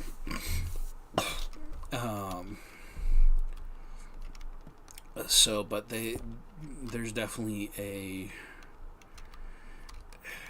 they are absolutely delicious. It is one of the things that I am going to be excited about getting. Now, the part that gets a little bit cumbersome is you do have to let it, like, get all the dirt off it, and then you have to let it age or whatever. Yeah. It's okay. It's working out for us. Basically, you want to get it. She's talking about the fact that she planted the garlic a little bit later than our area technically. Yeah, curing. That's what it was. Is once you get the dirt removed and whatnot, you have to give them some time, hang it up, and let everything dry and cure for. It's a few weeks. More than likely, we'll have video talking about what we're doing with that, so keep an eye out for that on Mountains and Mayhem. Like and subscribe over there so that you don't miss those videos as we go through that process ourselves. And then we will probably turn some of it into basically garlic pucks. So one of the other ladies that Alora enjoys watching, basically you take some time to get all of the paper and extract all of the garlic cloves from the bulbs that you want to eat, get all the paper off, all of that, and then dice it up nice and yep. And that's because it comes, mid-July or early July for us, give or take. So it is in that sense, it's one of the first plants that we really get a chance to get a lot all at one go. But yeah, so you extract the cloves, you throw them in a food processor to get it as fine as what you want, and then add some oil in with it, and then you just throw it in the freezer, because garlic freezes very well, does not lose much of its potency for doing it, and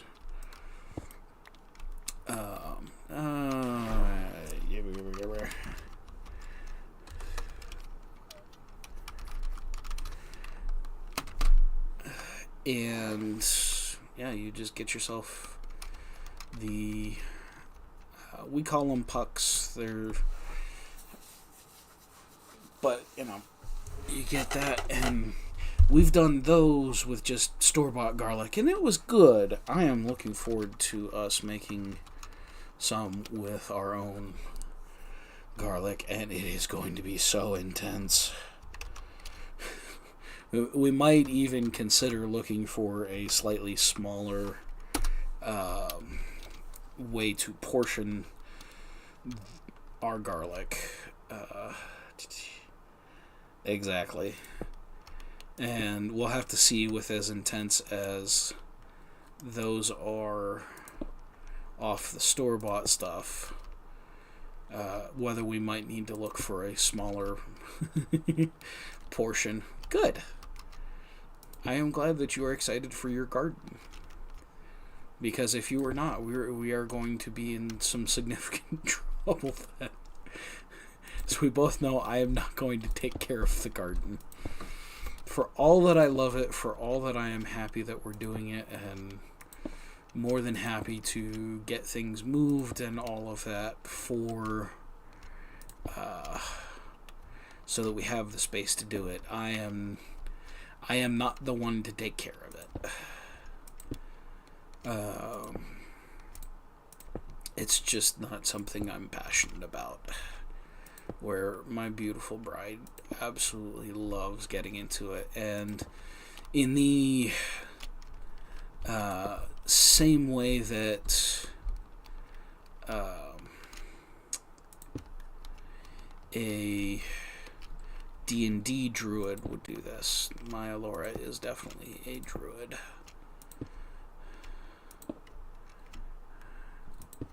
She is definitely the kind of person for whom plants love growing, because she has on several occasions been like, well, I'm just going to put these old seeds that can't possibly be all that viable around. And while she has some that don't germinate, I would say her percentages tend to be on the high side of dealing with most plants and getting a viable plant from them. I know she's had a few that have not, but, you know, she has a tendency when she plants her tomatoes, she'll plant, like, we really only need / have space for, at the moment, about 8 tomato plants. And while she plants more because her parents also, she does her tomato starts, or the tomato starts that her parents plant, for the most part, unless her dad decides that he wants his more traditional stuff, because Alora's philosophy is, if I can walk into a store and buy it, it's probably not going to end up in my garden.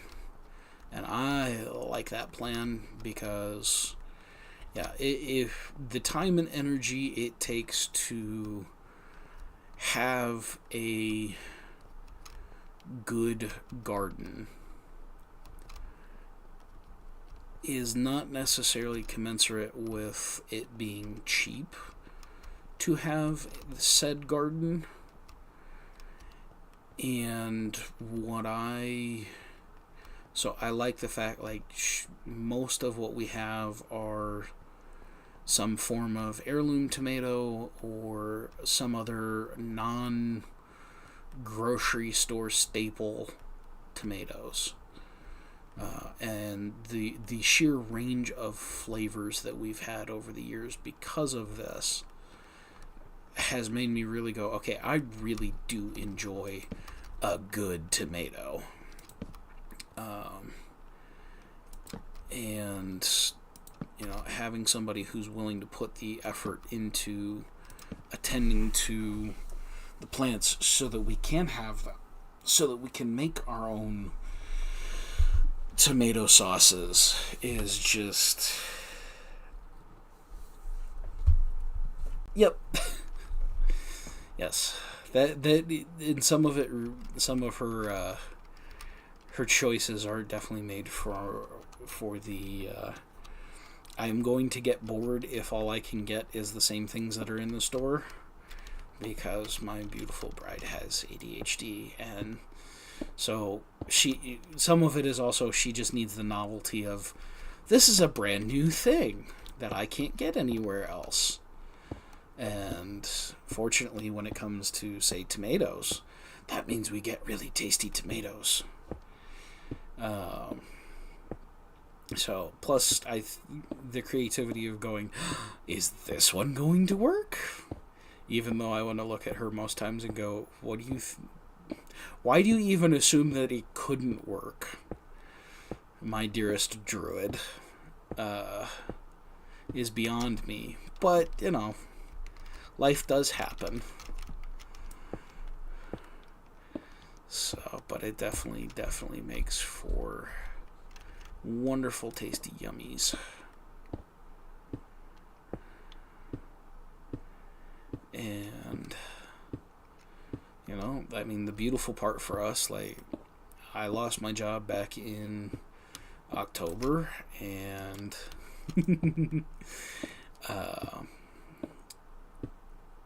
we really haven't worried about food security since I lost my job. Like, we've not been in danger of going short on most things, because we've built our life to account for the fact that life doesn't always go the way you'd like it to. You know, and we've been able to put, like, even now, with as insane as grocery prices have gotten for everybody,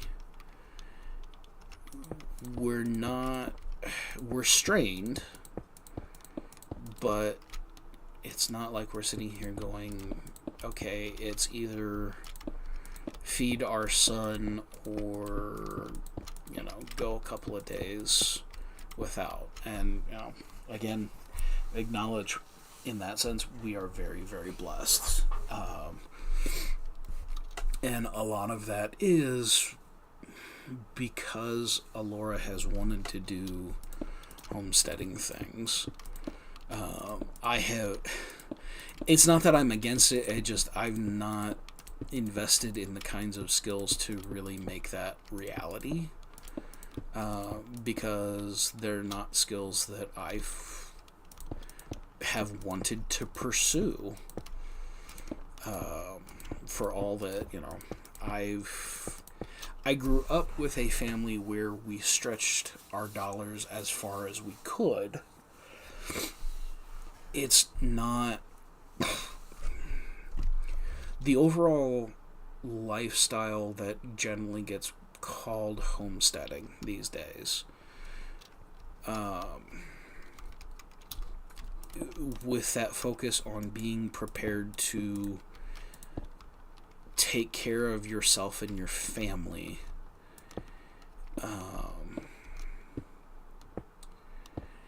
it just hasn't been something that really was like, I'm absolutely sold on it. You know, I definitely want to be the guy who's out there splitting my own firewood or whatever to,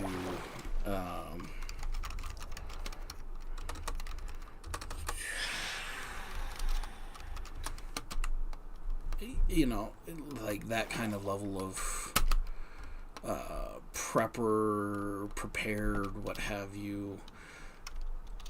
It wasn't really a strong motivation for me, but as I look around at the world and things that are happening in our country, I'm looking around going, you know what, it might not be a foolish thing to invest time and effort in the skills to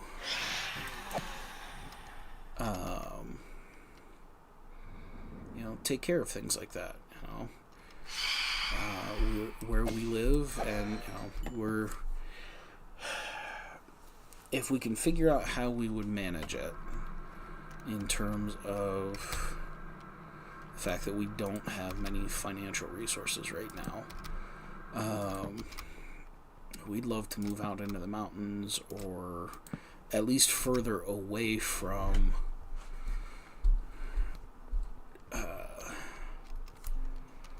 the major Denver area,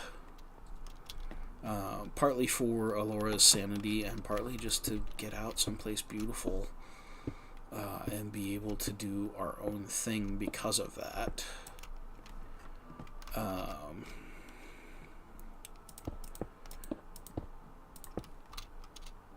And like, if we do, I know one of the things that we're probably going to end up doing is we will probably have a wood-fired stove for a lot of things. It may not be everything, and we'll have to figure out, like, okay, how do we make the most of having something like that. By which I mean, like, okay, do we get something where we'd have to, go get wood pellets to keep things going? Which, there are ways to make those, but it's okay, what's worth the investment of our time to have the self-sufficiency that comes from not being tied into the natural gas lines? Or do we just get an old, when I say old, I mean more in it is a wood burning stove. So do we get something more like that, where it's just okay, we're going to have to make sure we're, careful about cleaning everything out every year, all those kinds of things, to make sure that we don't have any problems with it. But you know what? We go out, go through the process to be able to harvest trees in the national forest, and cut it into logs that we can get to our property, however that ends up looking, and then get out there with an axe or possibly a wood splitter and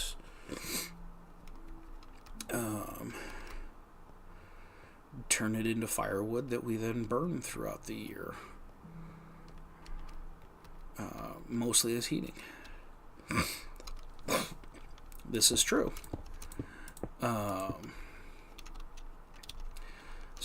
But yeah, and that would be one of the things. And actually, this was something I thought about when we were talking the other day about the bunkie stuff. We might not have to move all of that. We might actually come up with a way to use all of that insulation your dad has out there too. Because let me tell you, R19 insulation, for as cumbersome as that particular stuff will be because it's not backed, that's some really good insulation to put on there, which means that we'd have a very, very snug cabin that I don't think we'd have to consider abandoning. Like, we could make it a year-round cabin without a whole lot of extra effort at that point. The bigger thing would be whether we can actually get it to fit in between the studs that way. But yeah, with having the wood burning stove and all that, especially something like that one, where honestly, to clean it out, we go once we get to the point where we don't need it in the summer.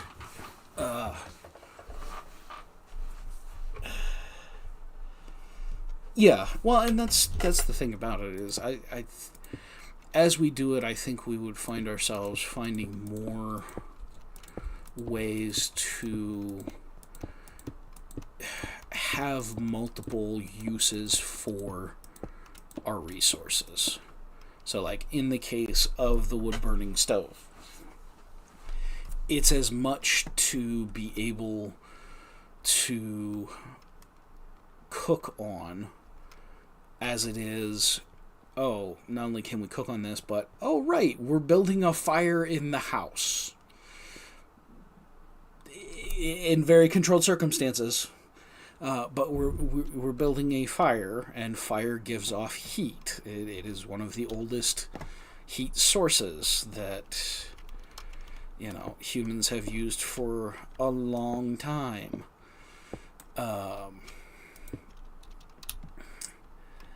And so that's going to mean that we have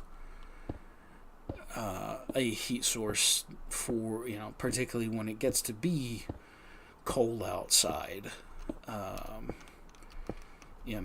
and if we got the right one,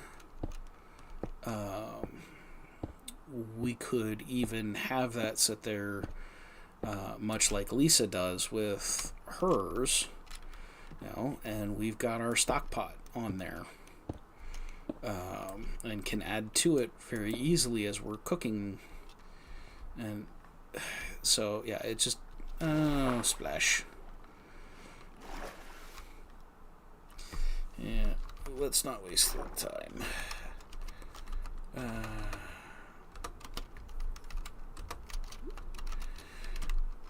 But yeah, it's those kinds of things where I go, I like the notion of being able to take care of our family in those sorts of ways.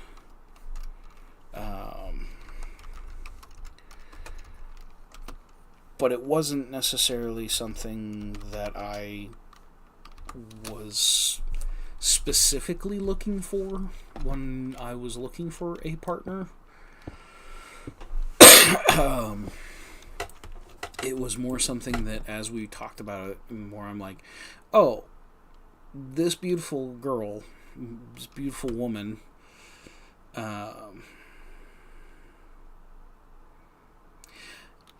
right, I know she has, what I'm talking about is Lisa does the stock pot kind of constantly on the stove because they use stock in so much. She's kind of always adding to it.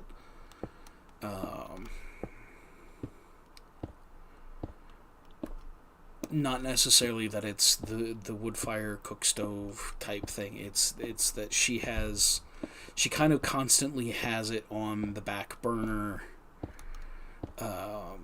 just sitting there simmering away. It was more what I was talking about than the specific stove that she uses or whatnot. So, yeah. So, but it became one of those. The more that Alora and I talked, the more I went, okay, no, this is a gal who's interested in having actual skills. Or has already invested in having the skills so that she's not dependent on running into Walmart to buy the thing.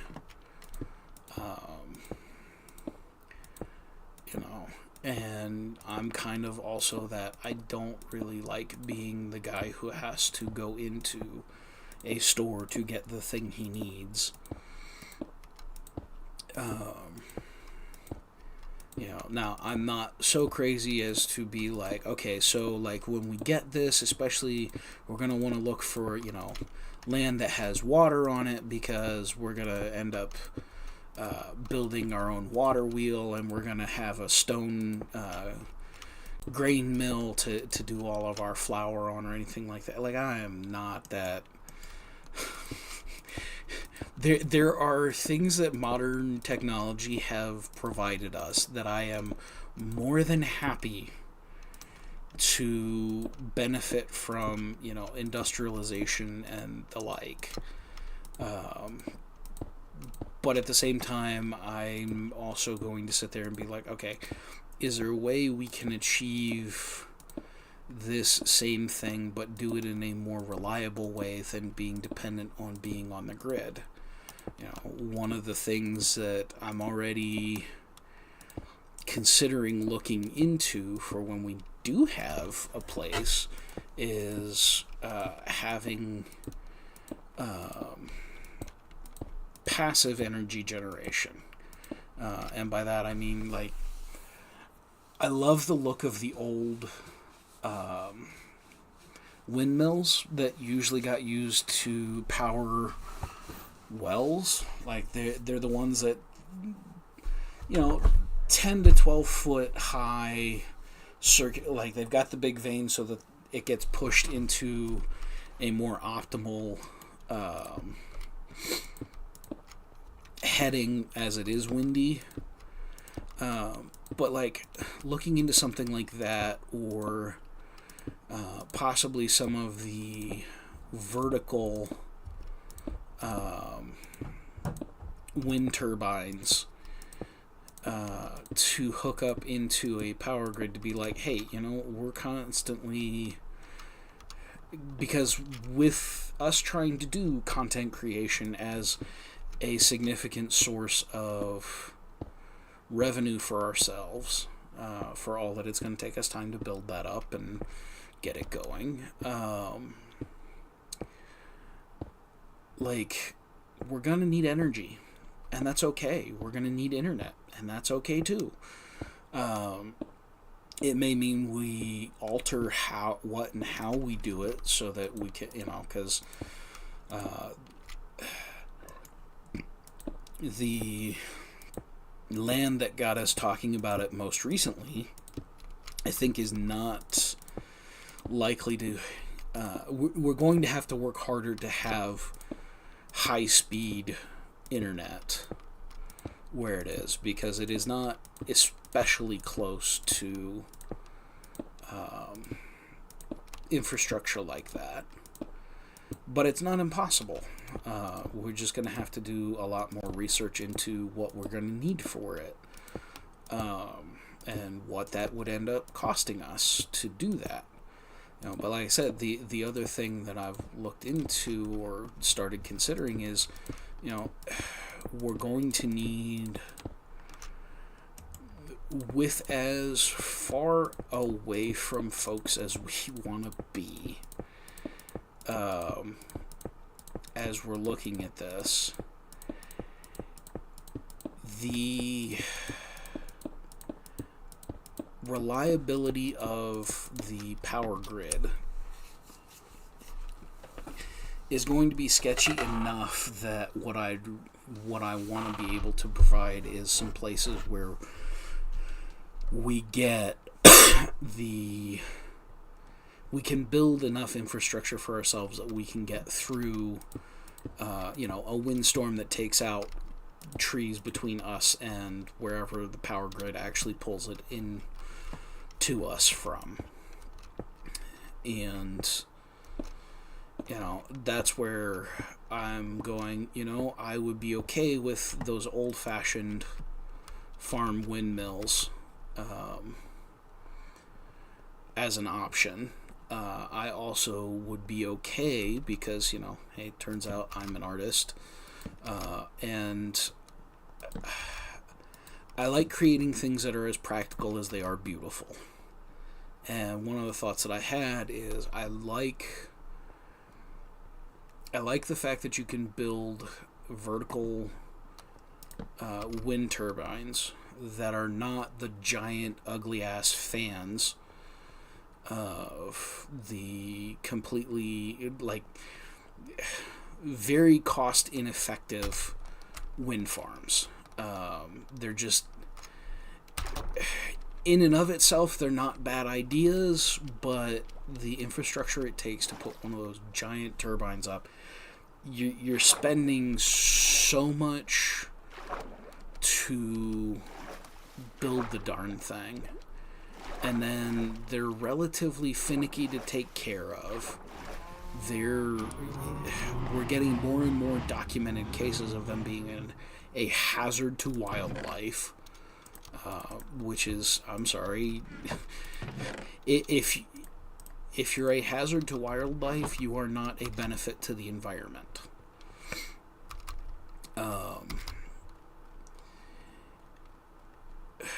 But that's where I look at, something like a vertical turbine, and basically start looking into some of the really fun things that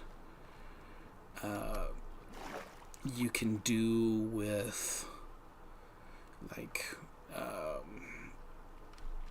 mobiles and things like that. And that's where I look at it and go, okay, this would be a lot of fun to see if I can build a thing where it's connected in such a way that it's like, okay, I will get whatever energy I get off of it, but it's going to sit here and it's going to spin at its ways of doing that, And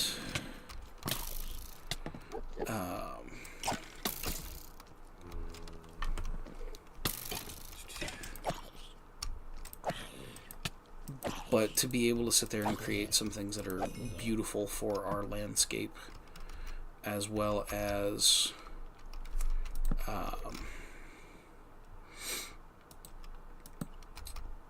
efficient, give us that opportunity for other alternate means of energy production. And that is one of the things that I'm very much like, that would be a lot of fun to do. And then to be able to go, hey, let's also put this into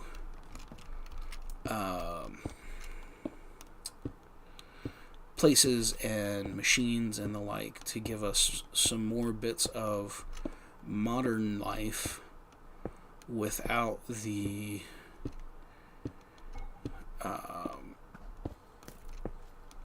with fewer drawbacks to you you fall down. Yeah. Oh wow, you really can launch those suckers, can't you? I did not realize that you could throw them that far. I am somehow unsurprised that you can, but holy shamoly.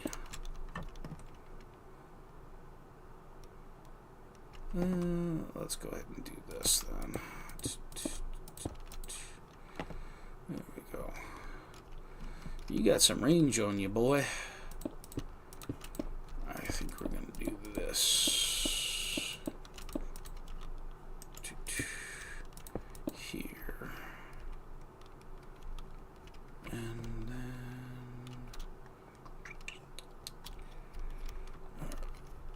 come over to this one.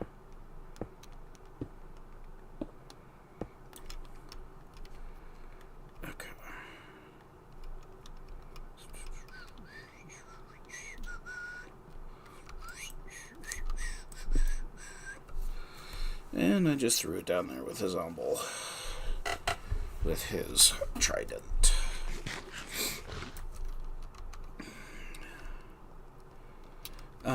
But yeah, like I said, the challenges of creating a life like that, where we have we do things like going to Costco and buying food in bulk. That, to me, that's been a smart way to go about having the food and resources you need. Because that's basically what I grew up with, where it was mom and dad did their best to get as much quantity for their money as they could, because that was just financially what we had to do,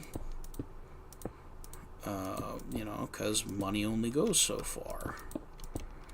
And as Alora and I talked more as we were dating, it was this gal really does want things that are very much like what I want, and having somebody who shares that vision is absolutely essential to making it worthwhile. In my case, it's there's going to be skills and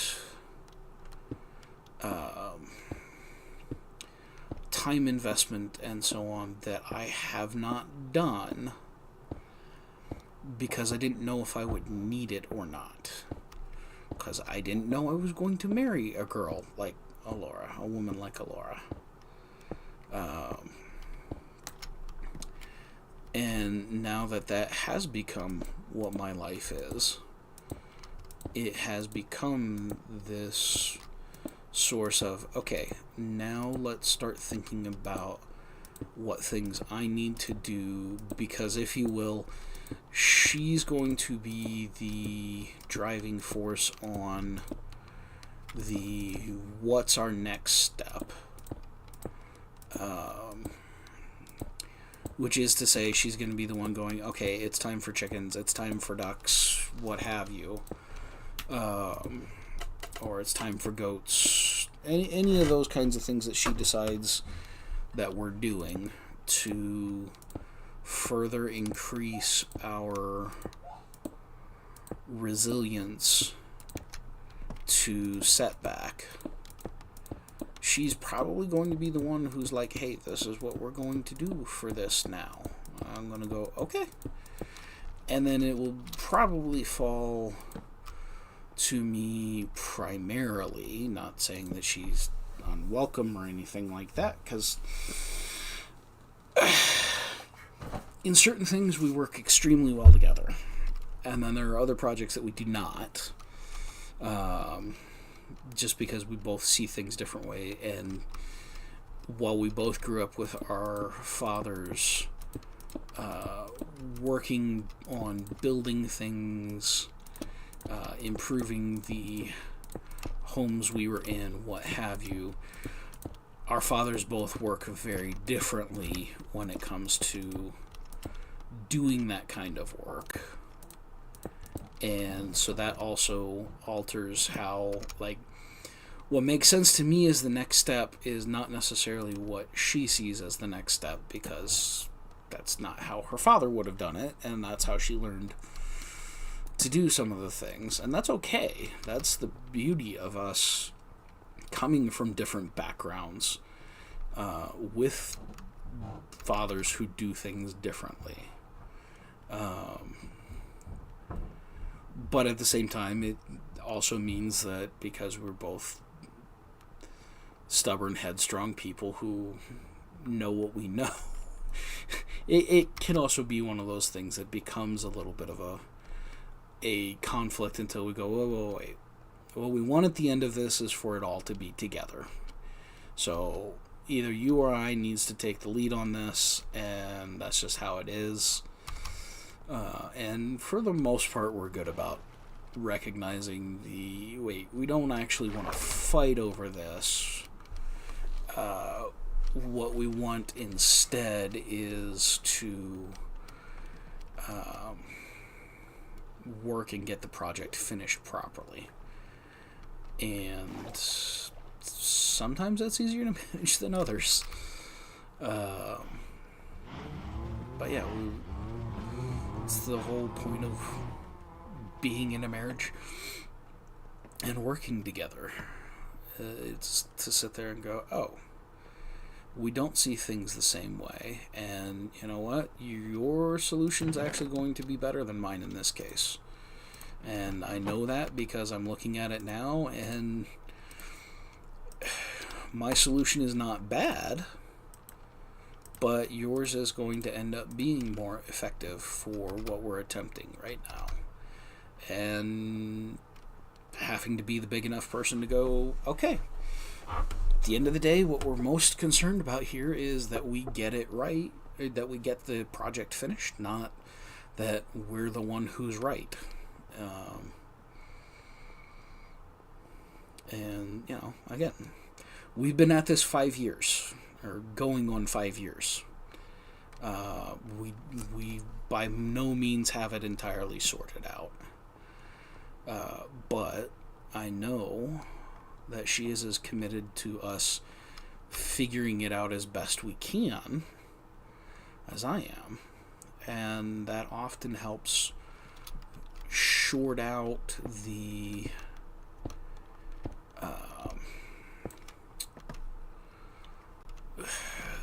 ego that wants to say, I'm the one who knows what's going on here.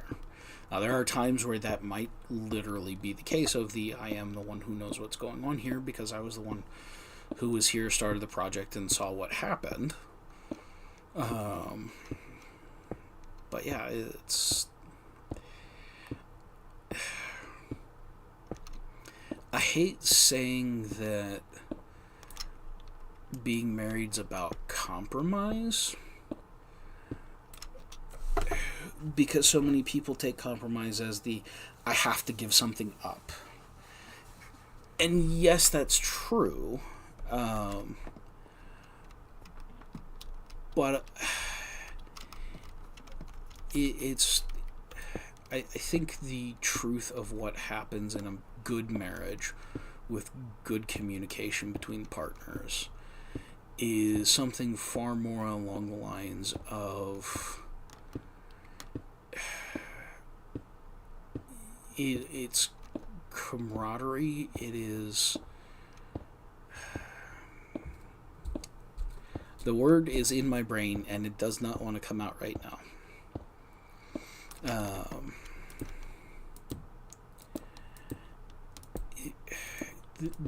The best way to go about a project when both of you see things differently is to sit there and go, okay, we both are seeing this as, like, we both see the problem here. We both see solutions. Let's work on getting the best solution together rather than one of us trying to win and be the right person, or sitting there and going, okay, you're wrong, I hate these things that you're doing, or making it feel like we have to settle for something that neither one of us really likes.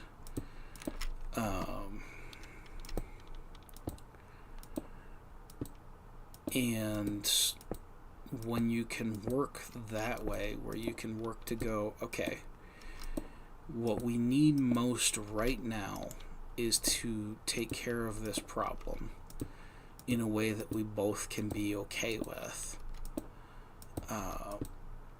And I hear that you're talking about X, Y, and Z.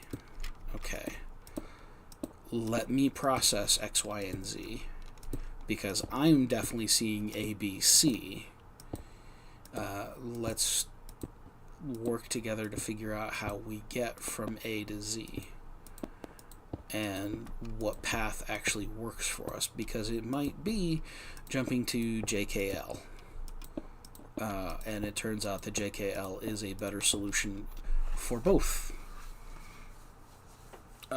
ways of seeing things.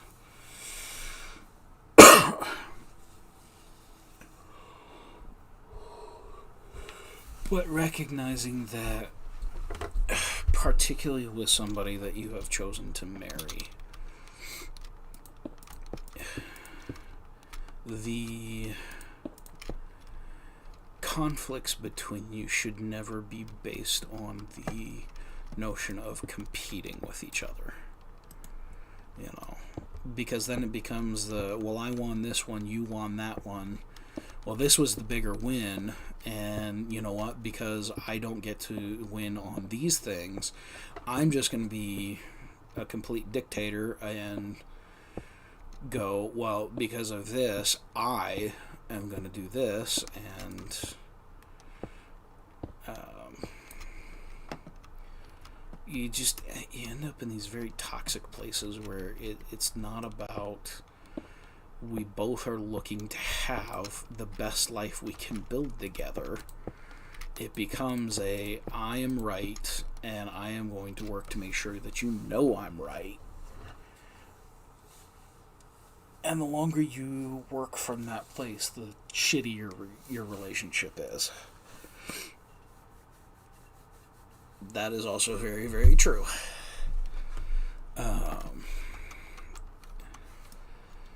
So, and, that goes into my... For all that... launch into something here that is going to sound very... The words that I need to end up using, I think, are going to end up sounding very problematic.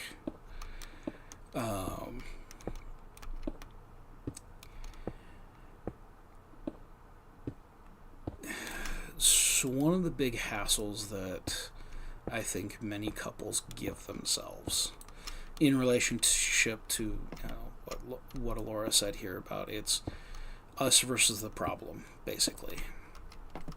Not me versus her, or, you know, what have you. There are roles in a marriage.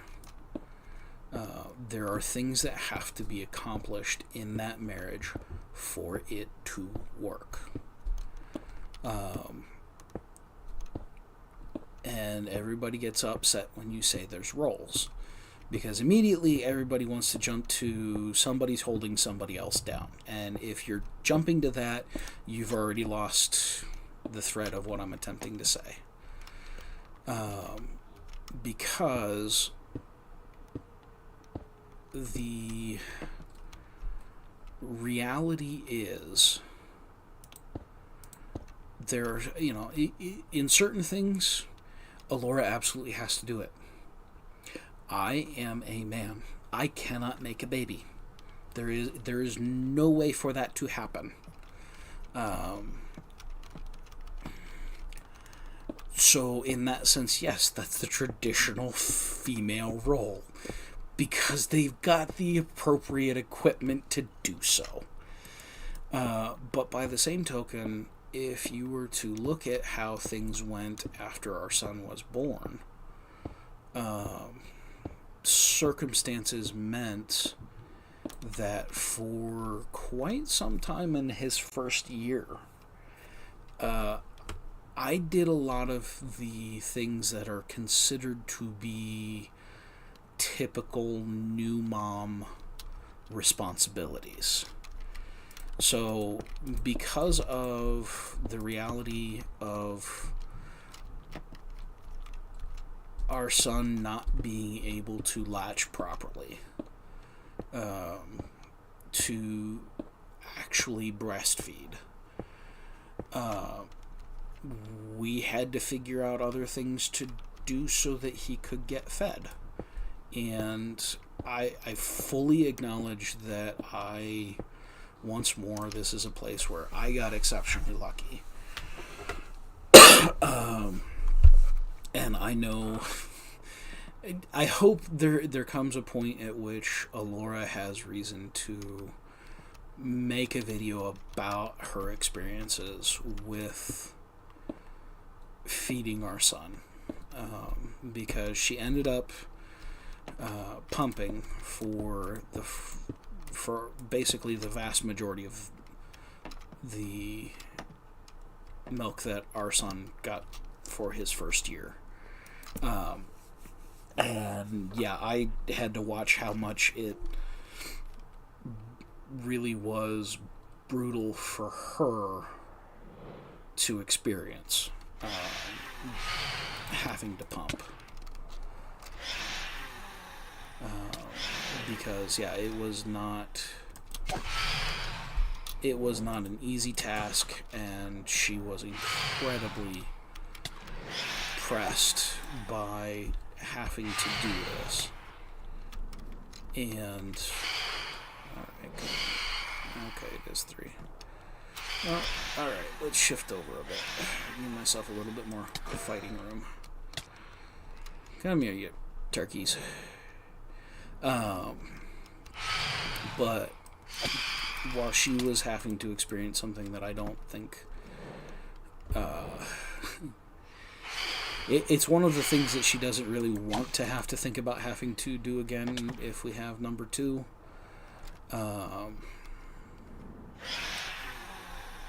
Because it was such a struggle for her, and rightfully so. Again, I saw what she went through to get a year of pumping in for him.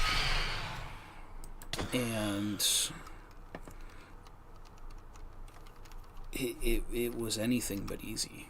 But for me, as dad, I actually got a chance to do something that many dads can't, which is I can actually help with feeding. And so, especially for the first 4 months, I was the one who woke up with our son to feed him. And because Alora is also not the She's not the most graceful sleeper when it comes to having to get up in the middle of the night.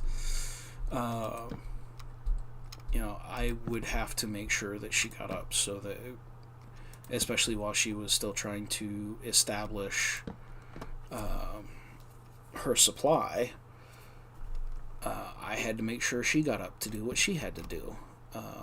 But I got the benefit of getting to be a part of feeding our son from, I think it was basically day 2. There is enough of our hospital stay and everything that happened with our birth story to make me go, I honestly lost track of how all of the pieces fit at this point. But I know it happened after I actually had a chance. Her mom actually came to the hospital to give me the opportunity to go home and get a good night's sleep. And when we came back from that, they had worked with Alora and got her on the pump and found out that was actually working really, really well for her, because she was not having the stress of going, wait, our son's not able to feed, and I cannot imagine how much that was adding to the stress she was already dealing with, because while there are certainly harder birth stories out there by leaps and bounds, ours was not an easy experience for either of us. And so being able to come back and find that my wife was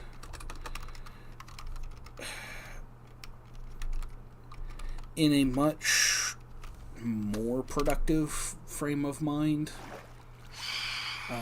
than what she had been when I left to go get the first real sleep I'd had in 3 days.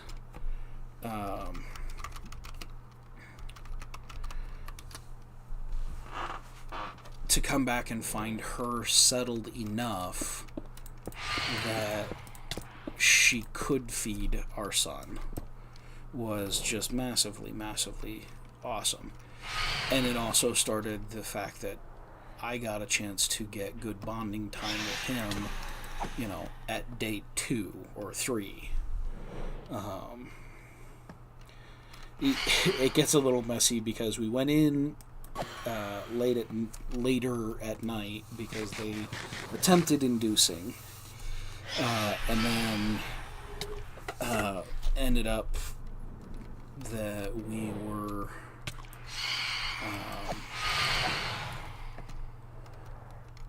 we ended up having a C-section till it was all said and done. Well, she had a C-section till it was all said and done. And so that, of course, messed around with some things. But it was towards the end of the day. And so, yeah, there's just kind of these weird, crazy things all got mashed together. And part of our experience is part of the reason why I tell any first-time parent that I get the opportunity to speak to them about our experience. I go, look, one of the best things that you guys might be able to do for yourselves is, while you're still in the hospital, while you still have the support around, because the vast majority of men and women these days, when it comes to having a kid, mom's going back to work at some point. Now, obviously, there are cases now, and those are expanding, especially depending on what part of Like if you're in a community of homesteaders, this tends to be less the case. But our society is such that most times mom's going to go back to work, which means mom's going to have to do some pumping, unless she's lucky enough to have a work from home option. So my suggestion to most new parents ends up being, while you're still in the hospital, while you still have access to the nurses and the lactation aides and all of those resources, figure out pumping too, even if mom is going to breastfeed. If you can get a few feedings in at the hospital before you go home, and whatnot, that means you're going to end up with so many fewer struggles when situations arise and dad has to take care of kiddo. Even if it's just as simple as mom now needs to go take a shower because it's been 4 days since she's been able to get that done. Which, husbands, if she's getting that long and you're not getting her a chance to get a shower, that's not good. Let her do the things that are going to help her feel human as often and as much as you can. Remember, this is the woman you love, and while you're launching into something that is an entirely new adventure that nothing in the world can truly prepare you for, everything you do to help her feel calm and as normal as possible, while her guts are now rearranging the subtle shifting that they were doing over the course of the last 9 months back to their normal positions, sizes, what have you. You give her every opportunity to feel as human and normal as you can. Trust me, you are both going to be sleep deprived. And intriguingly enough, they're now actually showing some studies that show that if you take care of nights, if you can take care of nights, everybody actually benefits from that, because baby doesn't get as awake if you're feeding, if daddy is feeding, as they do if mom feeds. And if mom can actually get as close to 8 hours of sleep as possible. And that turns out then she's ready to face the day. And all of that. So I recognize not everybody gets the luxury of doing that, or in our case it was I'm in that point in time I was a light enough sleeper because I was concerned about both my wife and my son. I woke up when things happened, Laura likes setting alarm clocks. Or, I shouldn't say she likes, but she'll set alarms. Very rarely does Laura get up and go take care of what needs to happen when the alarm happens, even when it's for her tea that's steeping. And if as you get to know Laura better, you'll understand the impressiveness that she will ignore tea steeping in favor of what she's doing right there, because Laura loves tea. But that was for our experience, part of what happened was me. I love you. Her alarm would go off. I'd get up and make sure she was doing what she needed to do. Usually Once she did, that was enough that our little one would wake up. And so I'd change him, I'd get him a nice warm bottle, and we'd all settle back into the bed.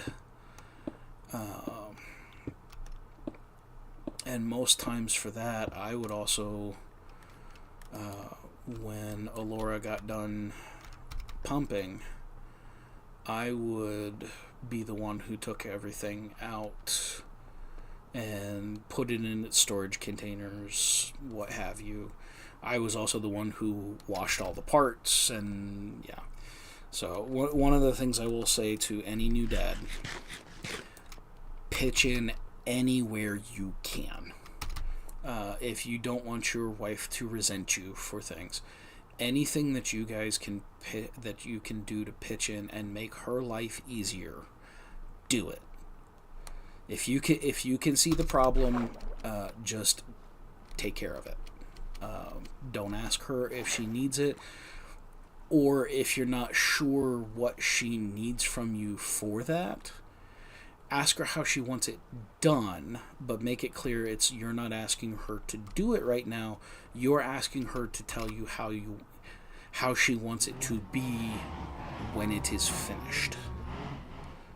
And if you can do that, you will put her so far ahead in being able to deal with the stresses. Even if you're in a job where you can't take off much for a paternity leave, or anything like that, the more that you can do while you're there to take, this may be one of those you're not used to sweeping or mopping or what have you. It may not be the best thing, and financially maybe this isn't the solution for you, but Roombas or similar types of things are pretty easy to come up with. If you don't know how to do laundry, maybe before you guys end up in the delivery room, ask her how to do laundry. Now that becomes especially important if you do what Laura and I did. We cloth diaper, just as part of being responsible people on the planet. And quite honestly, it is one of the easiest things to do. It really is. A lot of people make it a much... I know you do, hon. And if we can sort it out, we will get one. At this point, it's timing. As with so many things like that you and I discuss, it's timing, not that I have a problem with it. Because having something that we can just program to go, okay, go do your little thing. It'll fascinate our son for the first little bit, and once it becomes pretty obvious that it's just not super crazy, he will most likely leave it be more often than not. So, alright, let's use the trash can, because holy cow, the seeds.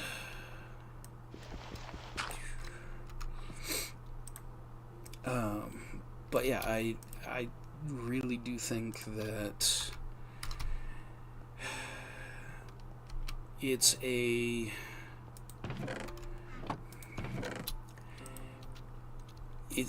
having a kid will change the dynamics of your relationship. There's no getting around that. But if you can start from the point of view of, this is the woman I love, and this kid is the physical manifestation of that love, and so anything that I can do to make both of their lives better and easier is just being a good husband to do it.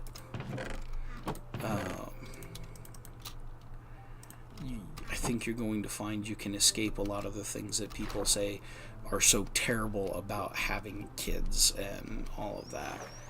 And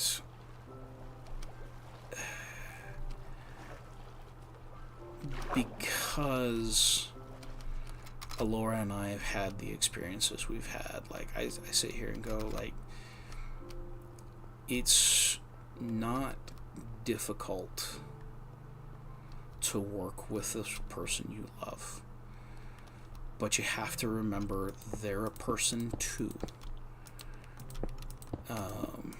They're not just there for your fulfillment.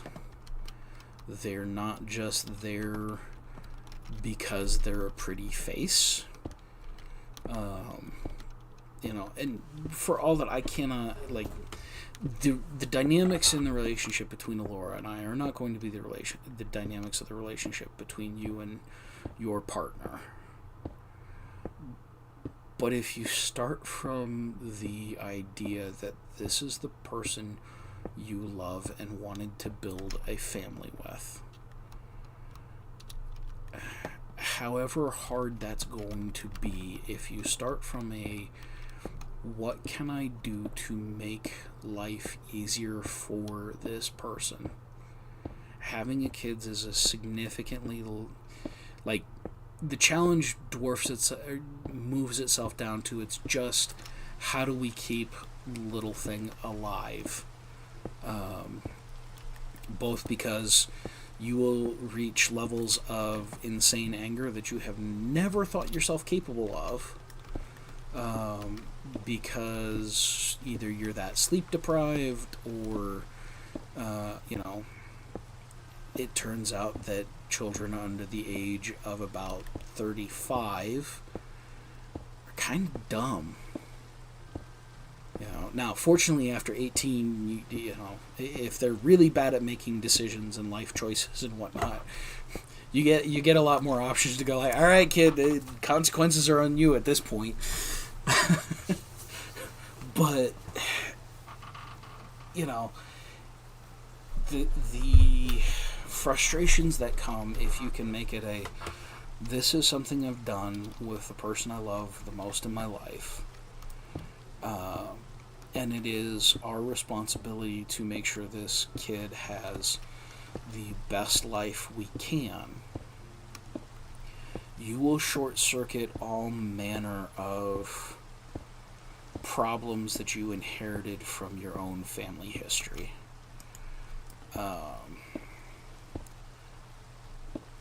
Because you're going to sit there and go, okay, I know the things that I hated about being my parents' kid. And no, I can't go back and take back those years, but I can make sure that I don't do the things that really hurt. I'm going to do different things. You're still going to... This is where I say things that are going to end up sounding very, very outdated. Alright, come here, Wonderwall.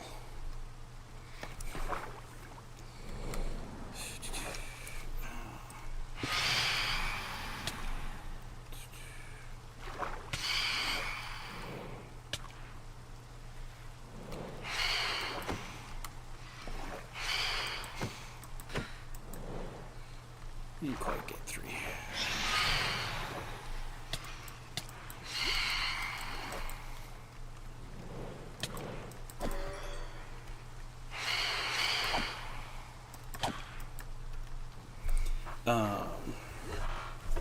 But not for a whole lot longer.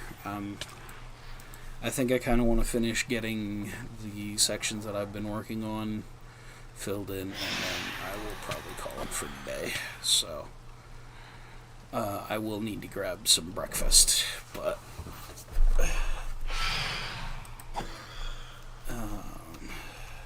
yeah, so not a whole lot longer. If you're ready to go get yourself started.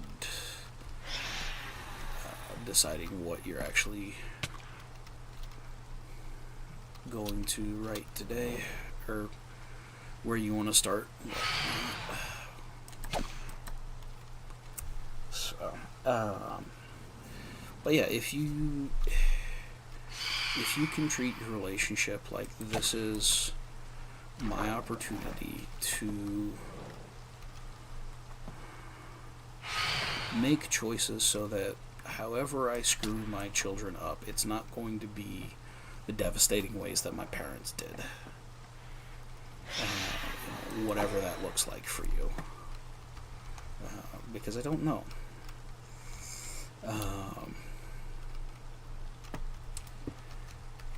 And remember that the whole reason that you got married is because this person is somebody that you love. You will go so much further to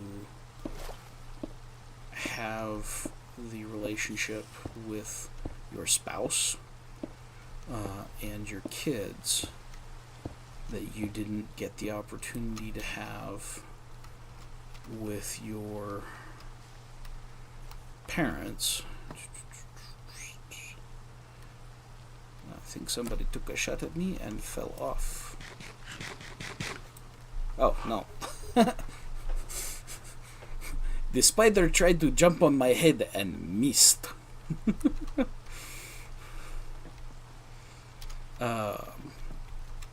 But yeah,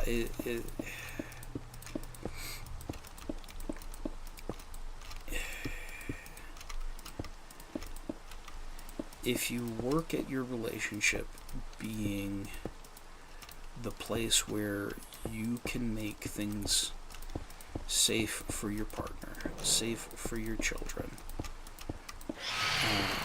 to be around you, to be around your family,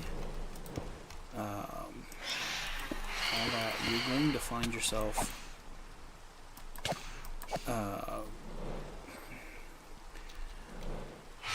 correcting a lot of the things that you struggled with as a kid yourself.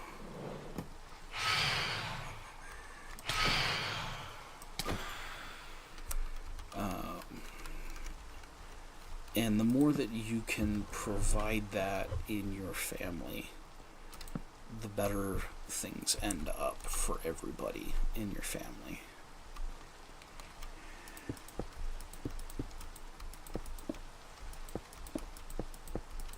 And I'm not saying any of it is easy, and I recognize that me saying this is a whole different thing to living it out. But what I will tell you is it is absolutely worth it.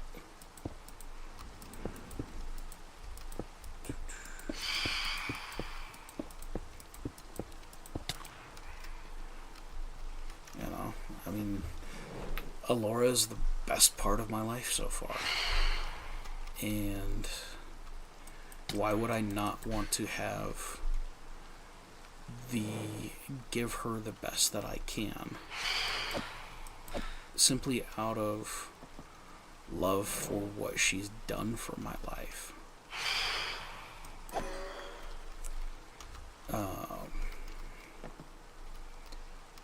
That's not the kind of thing that to me sounds particularly hard. Now, what that ends up looking like and manifesting itself, sure. But to sit here and go, I want Alora to look at our life together and go, okay, even when he's fallen short, even when he hasn't done the best, he has done what he knew how to do to provide for us.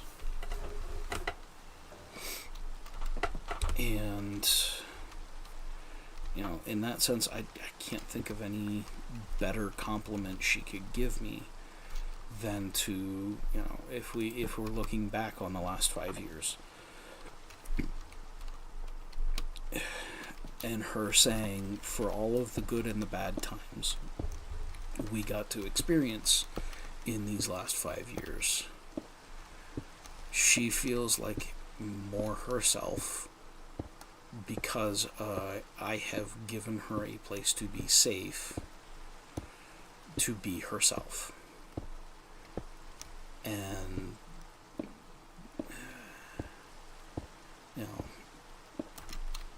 that's, like I said, that for me is kind of the thing that motivates me, is that she and our son can look at what I'm doing and going, okay, he's not getting everything right, because it turns out he's human. I'm going to screw up. I'm going to, unfortunately, hurt both of them, because it's just,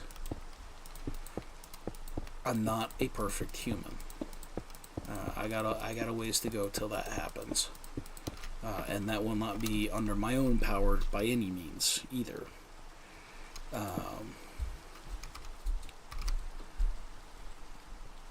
But if at the end of the day I can sit there and go, okay, I gave them everything I knew to do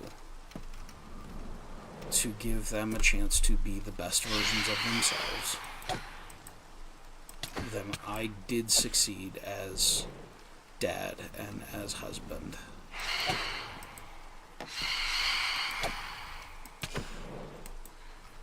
That I could.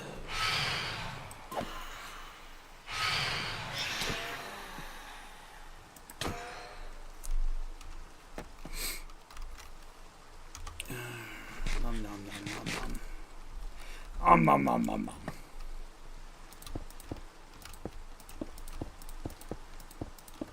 And so, you know, in the case of Alora and I, that means looking into, okay, what kinds of things can we do for, you know, homesteading and all that.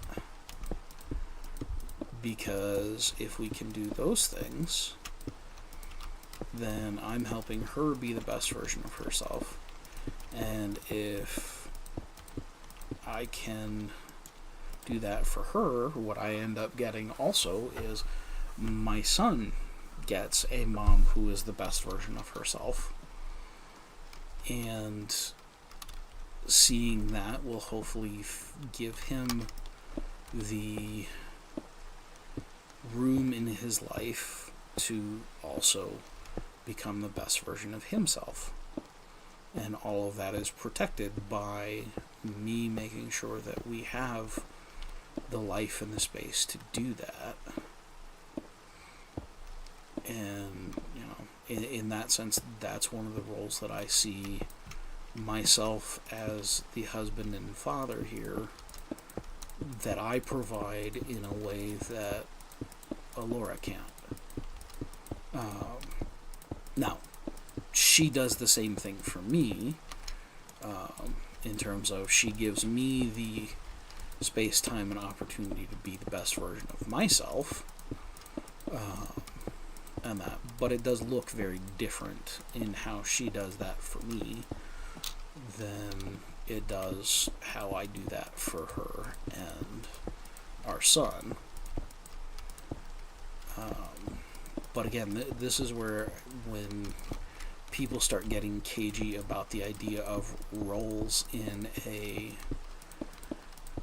marriage, because the notion has been abused for generations. Like, I'm not ignorant of that fact.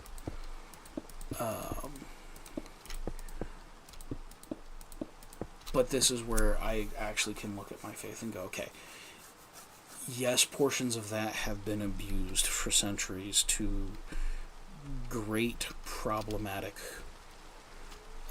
circumstances for everybody.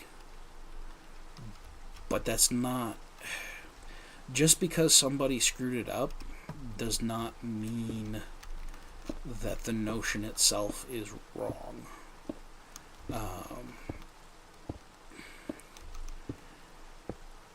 You know, and again, that's where I look at, you know, Alora does certain things being my wife that I just simply cannot do.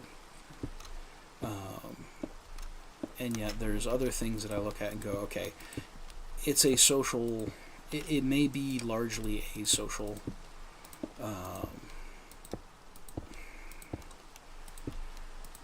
contract. It may, oh goodness, words are escaping me right now.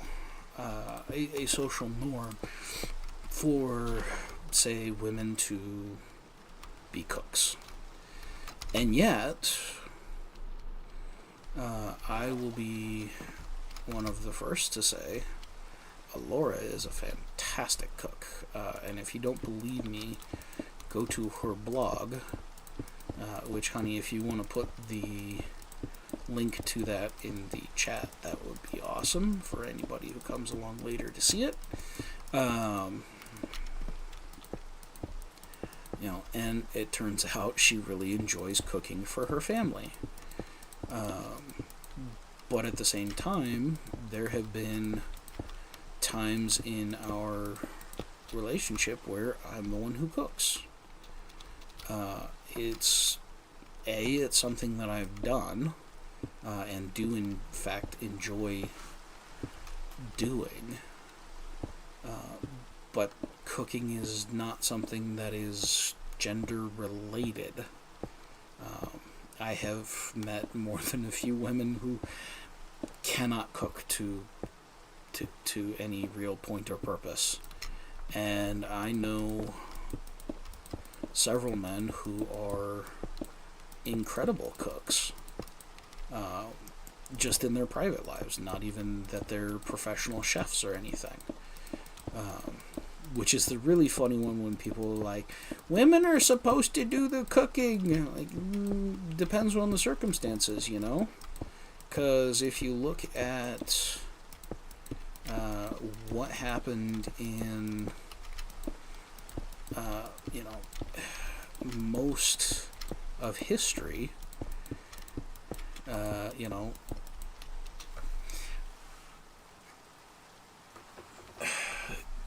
if there was communal types of eating, so things that eventually became what we now recognize as restaurants, so boarding houses, what have you, because it was a job, and of course through much of medieval Europe, the notion of getting paid to do a job was a thing that was largely confined to men.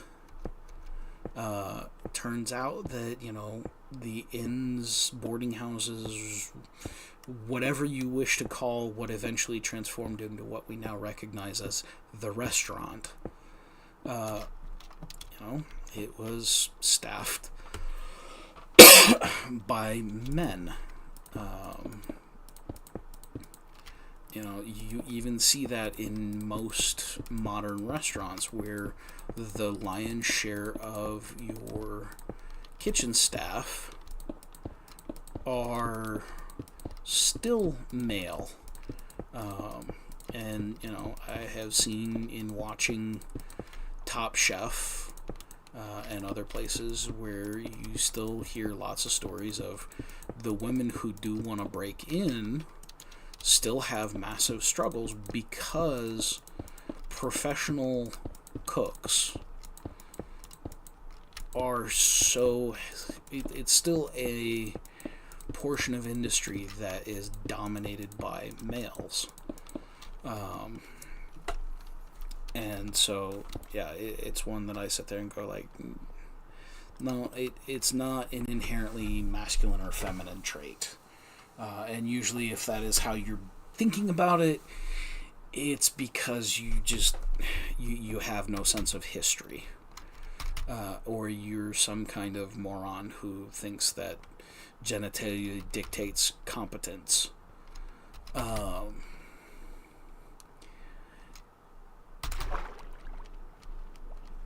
But again, it's the, you know, I mean, probably one of the biggest ones that I can point to with Alora and I, in terms of there's a role, but it is not determined by the genitalia that we have, is in fact doing dishes. And a lot of that comes from the fact that I do not struggle to do dishes. Insofar as, like, the actual act of doing dishes. Excuse me. The actual act of doing the dishes is not something I find to be a real problem in any significant way.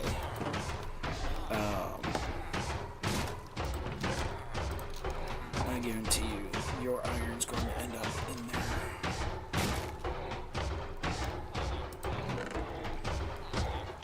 I think it's funny that the iron tends to end up in with the other villagers, and then the roses all come through.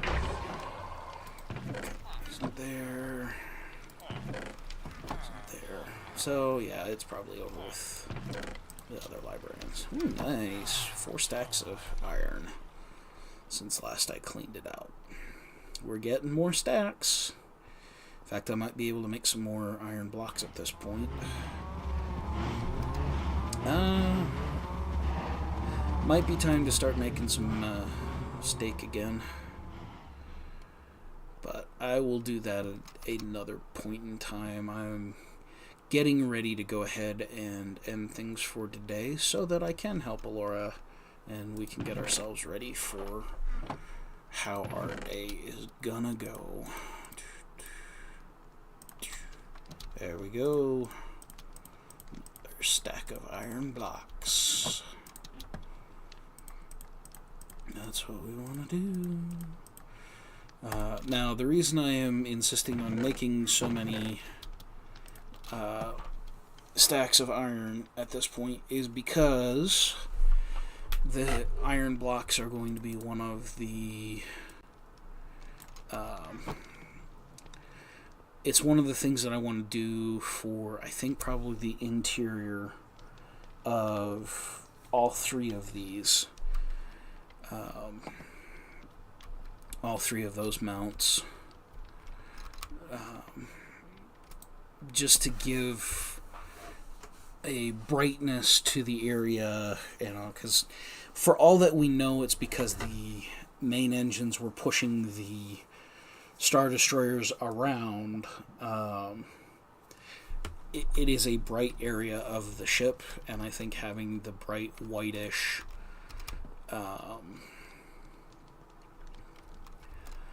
glare of the... Okay, so I've got room for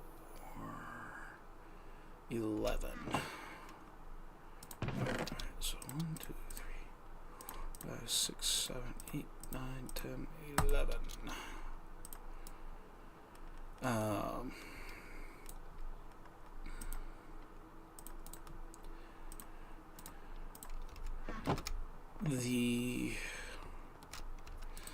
But again, this is where I get into here's the textures that I would like to work with.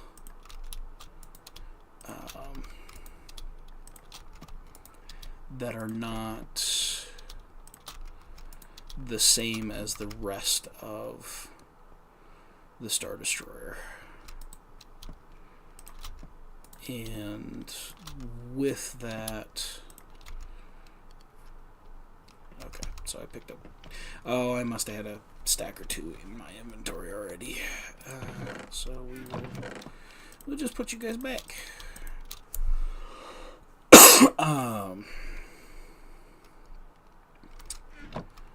But yeah, we'll go through and we'll make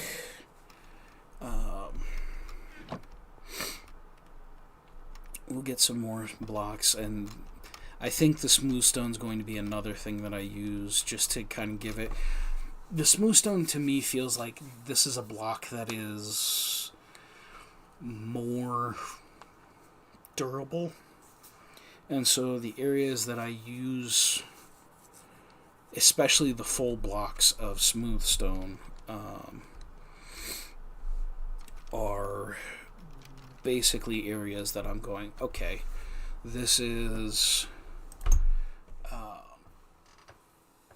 someplace that I think deserves that more complete look, the more durable, what have you.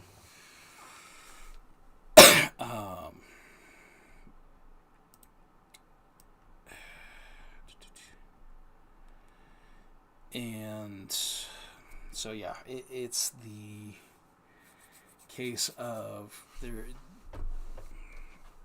it's going to provide a more interesting look for certain parts of the Star Destroyer as opposed to others.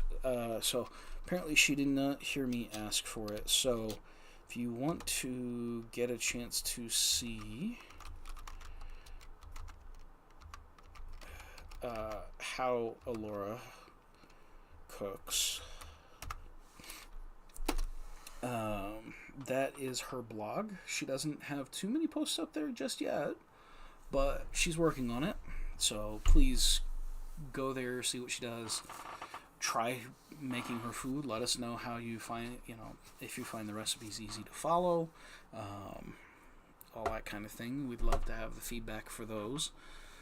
But yeah, I am still working on this Star Destroyer. It's kind of nice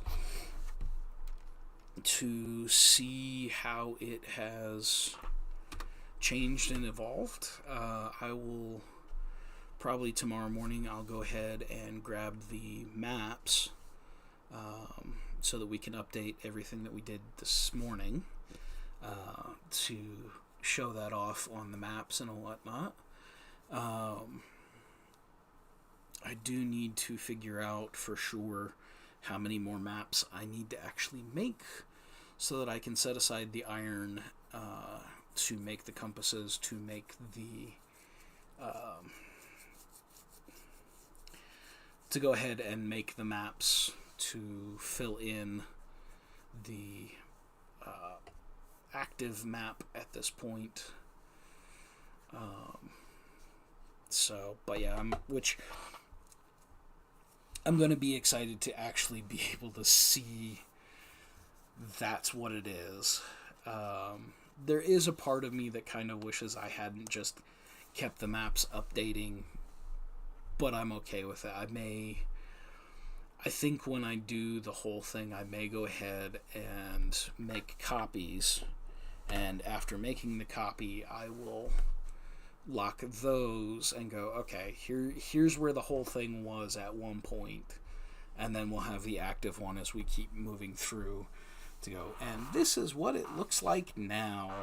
Though once we kind of frame in the top, there's going to be a lot less things to see. I think I'm going to keep working my way up from the bottom. Minecraft just builds better that way, for one. I may go ahead in a little bit of time and do some go ahead and do the words are failing me at the moment, but my goodness gracious, brain make people dumb.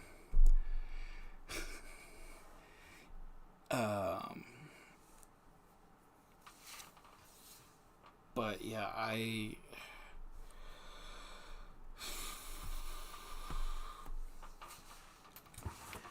may try to sort out in creative getting the ribs of cobblestone laid in to give me the wireframe to then come back in and fill later as we get it all sorted out. I will end up having to do some measurements because there's basically 3 levels of stuff that kind of comes in between up along the neck on the main diamond of the Star Destroyer. So we'll have to figure out how wide that all needs to be, those kinds of things. Those will probably end up being some of the like show levels of like, hey, let's put some windows in here, and this will work really fun. But yeah, I'm looking forward to keeping this going, making it work for what it's doing.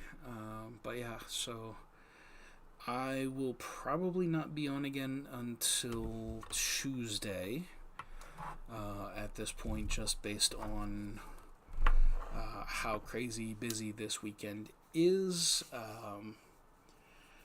If Alora decides to go, because we've got family coming in, if she decides she's going to take the opportunity to go up for a day or two to our to the family cabin, I might be on Monday for a little while, but we're just gonna have to see how it's all working together for us. But yeah, at this point, please like and subscribe, leave comments, interact with the videos now. Anything we can to go ahead and get some traction here would be a very, very good thing as far as I'm concerned. I am TanktheElder. This is Magic and Mayhem. And if you want to see other things that we're doing, check out Mountains and Mayhem here on YouTube. And I hope you all have a wonderful, wonderful rest of your day. And I will catch you guys